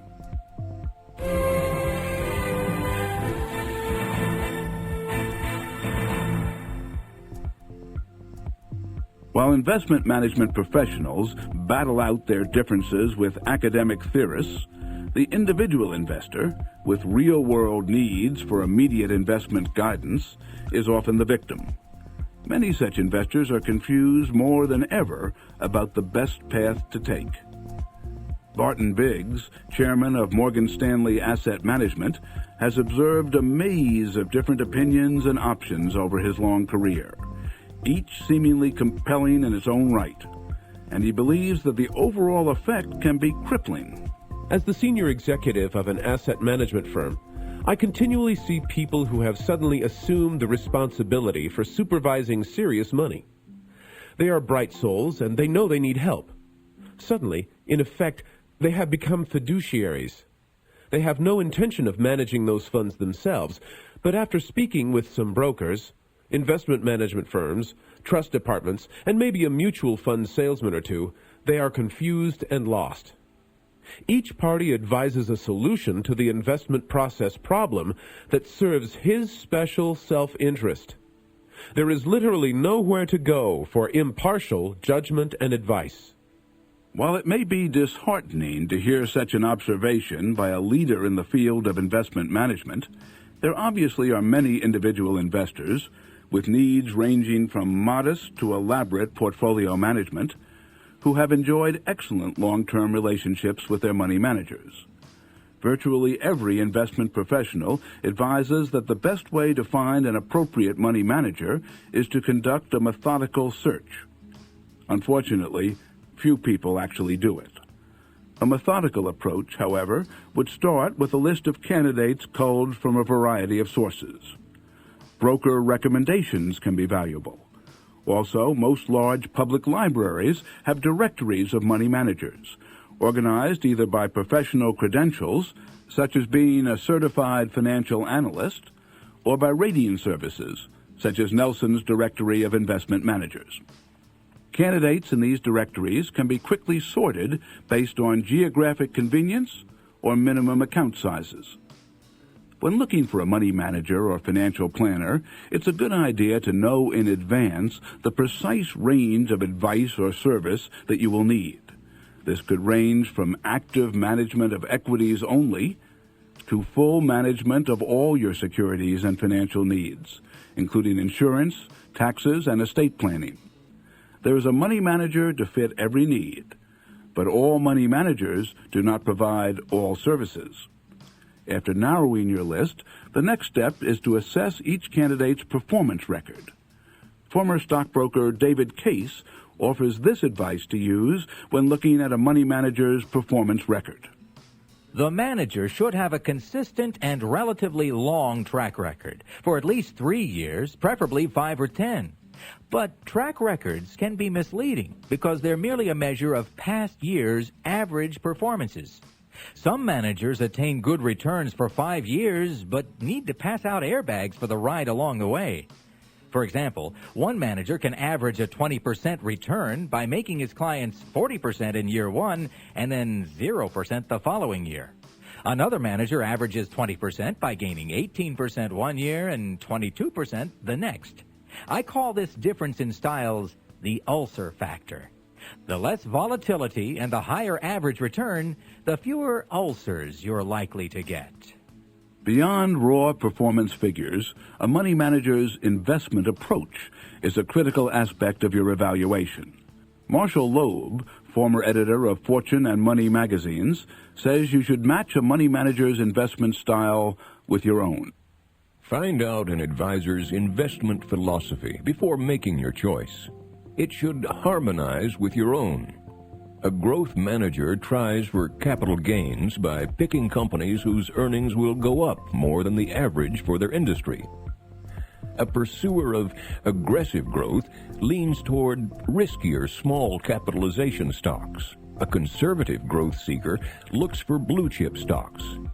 A market timer tries to get you into the market near the bottom of the price cycle and out near the top, while a value investor ignores market trends but buys neglected stocks of well-managed companies and holds them indefinitely. A contrarian takes the same approach, but doesn't make long-term commitments to the stocks he buys. Matching a money manager's style with your own includes an honest appraisal of your own risk tolerance, plus an assessment of which investment style best fits that level of tolerance. Once you are comfortable with a manager's qualifications and investment style, the next important consideration involves fees. Investment expenses can eat away at returns. But remember that fees charged can mean different things to different people. One investor may be concerned solely with bottom-line impact. Others may willingly pay fees for less tangible benefits, such as convenience or close attention to an active account. When all other things are equal or nearly equal, you might choose an investment advisor simply on the basis of your personal comfort level. A money manager may charge an annual fee as low as 0.5% and as high as 3% of assets managed. However, low-price managers tend to be less experienced, perhaps looking to build up a client list. Some inexpensive managers may expect to receive fees or commissions on the financial products they buy for you. Low fees, particularly on small-sized accounts, should be questioned to determine other sources of compensation and to identify potential conflicts of interest. Managers expecting an annual fee of more than 2% should be scrutinized for their potential to produce a high return, or perhaps for a willingness to provide specialized or personalized attention to your account. This applies to all types of managed accounts. The Baron's Guide to Making Investment Decisions offers some words of warning about fees on wrap accounts. In addition to a typical annual fee of 3%, hidden fees called execution costs can really hammer you. Execution costs include the spreads that managers must deal with when they buy or sell securities. Ordinarily, a money manager shops around to get the best spreads and execution of orders, but when he agrees to participate in a wrap account, the manager often surrenders that privilege, agreeing to funnel all the trades through the sponsoring brokerage firm. Although it doesn't necessarily happen, this lack of transaction choice could sharply increase the manager's costs of trading. Some experts estimate that in a worst-case situation, the execution costs could eat up as much as 10% of a poorly managed portfolio, although 5% would be more likely in a merely bad situation. A similar piling up of fees could happen with wrap accounts using mutual funds. When you pay a brokerage firm a wrap account fee for setting you up in mutual funds, every fund the broker puts you into automatically becomes a load fund, upon which you pay an effective sales charge for every dollar you put into a fund. If your broker bows to temptation, he will wind up putting you in funds that pay him a fee for directing new clients to them. The broker wins in these cases, while you are saddled with fees that could range as high as 3%, and that's before the mutual funds fees are added on. Less scrupulous money managers may overtrade or churn an account in order to generate more commissions. It may be hard to determine whether your account is being churned. Portfolio turnover may produce superior results, but most experts say that portfolios are most vulnerable to churning when the stock market is rising. This is when few clients look at commissions because they are solely focused on the bottom line return, which can look good in a rising market even after high commissions. Only by carefully examining regular reports can you identify unusual or unexplained patterns of higher trading volume, which may indicate churning. Similarly, the continual monitoring of expenses is but one part of a client's ongoing responsibility to keep the money manager's efforts in line with his or her own needs. Until the 1970s, professional money managers often were not scrutinized for their performance results. Since the 1970s, however, the pendulum has swung the other way, increasing the performance claims used in advertising to a fever pitch. Under the pressure of constant measurement, and with keen competition for a client's business, money managers have become pressured to beat the market at every turn, whatever the client's professed investment goals. At the same time, however, managers might take the easiest route by simply staying even with market benchmarks, without regard to the client's fullest potential. Whatever clients may think about their own risk tolerance, money managers often take the brunt when things don't go well at every turn in the market. As money management veteran Martin Fridson puts it, an experienced money manager knows that you'll appreciate the high-risk, high-reward concept better in a bull market than in a bear market.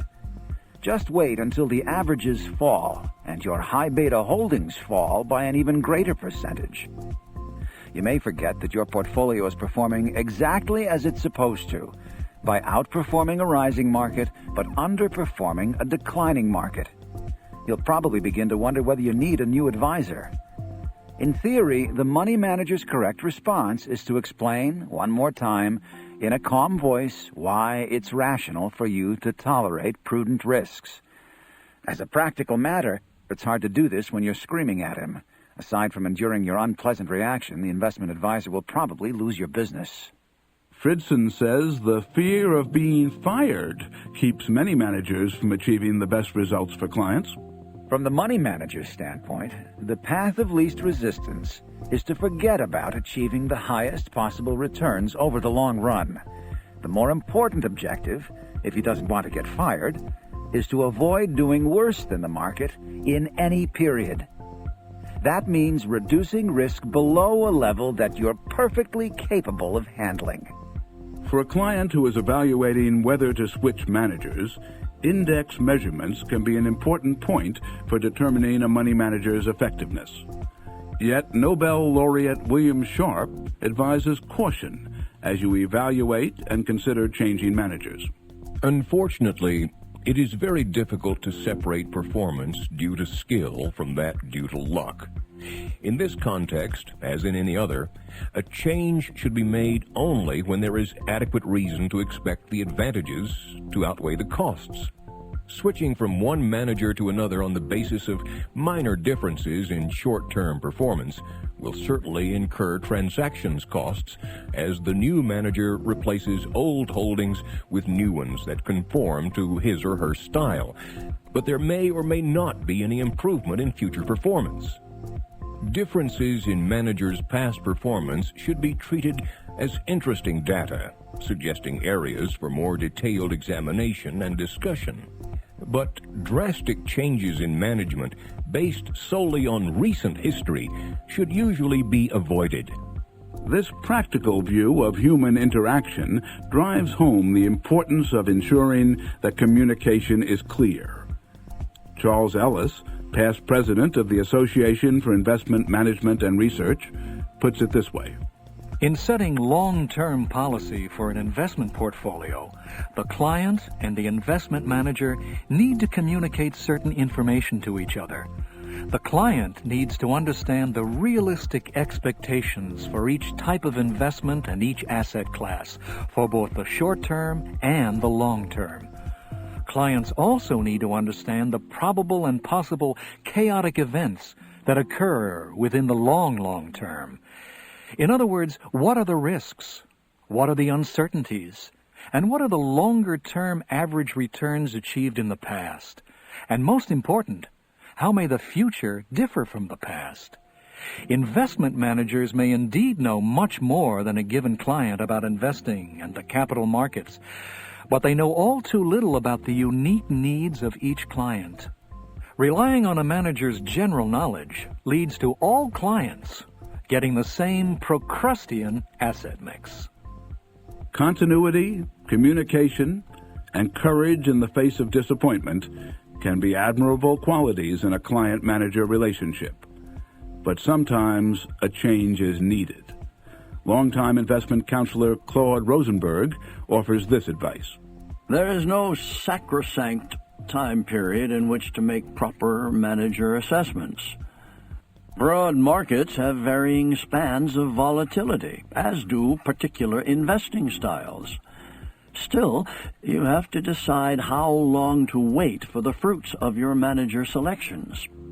3 years is widely considered to be a minimum period for proper assessment, provided, of course, that manager qualities, such as the people and their attention to their business, remain intact. Other clients recognize how short-sighted a 3-year view can be and settle for a so-called full market cycle. This is unfortunately vague. A full market cycle can be anything, including a period of much less than 3 years. Others compromise on a 3 to 5 year goal. Throughout all the complexities of investment, whether active or passive, pursued alone or with a manager's assistance, a constant theme is the need to assess your own tolerance for risk. Former SEC Director Richard Breeden shares the lessons he learned from regulating the activities of thousands of money managers. As we listen to what successful managers say, it becomes clear that choosing risk wisely in order to obtain higher than market returns is in many respects the name of the game. Any individual seeking greater success in the market must understand at the outset what could go wrong, as well as the theories of how to make things go right. It remains a great and enduring hallmark of the United States equities market that astute investors, or very lucky ones, can realize significant profits from successful investing. Most investors want to achieve the best return they can get without becoming part of a banquet for con men or vultures. Up to a point, selecting a professional investment manager will help meet the need for understanding and managing risk. Unfortunately, it is not a perfect solution. At the SEC, we always sought to protect investors against fraud and market manipulation, but we also protected their inalienable right to lose money in pursuit of profit.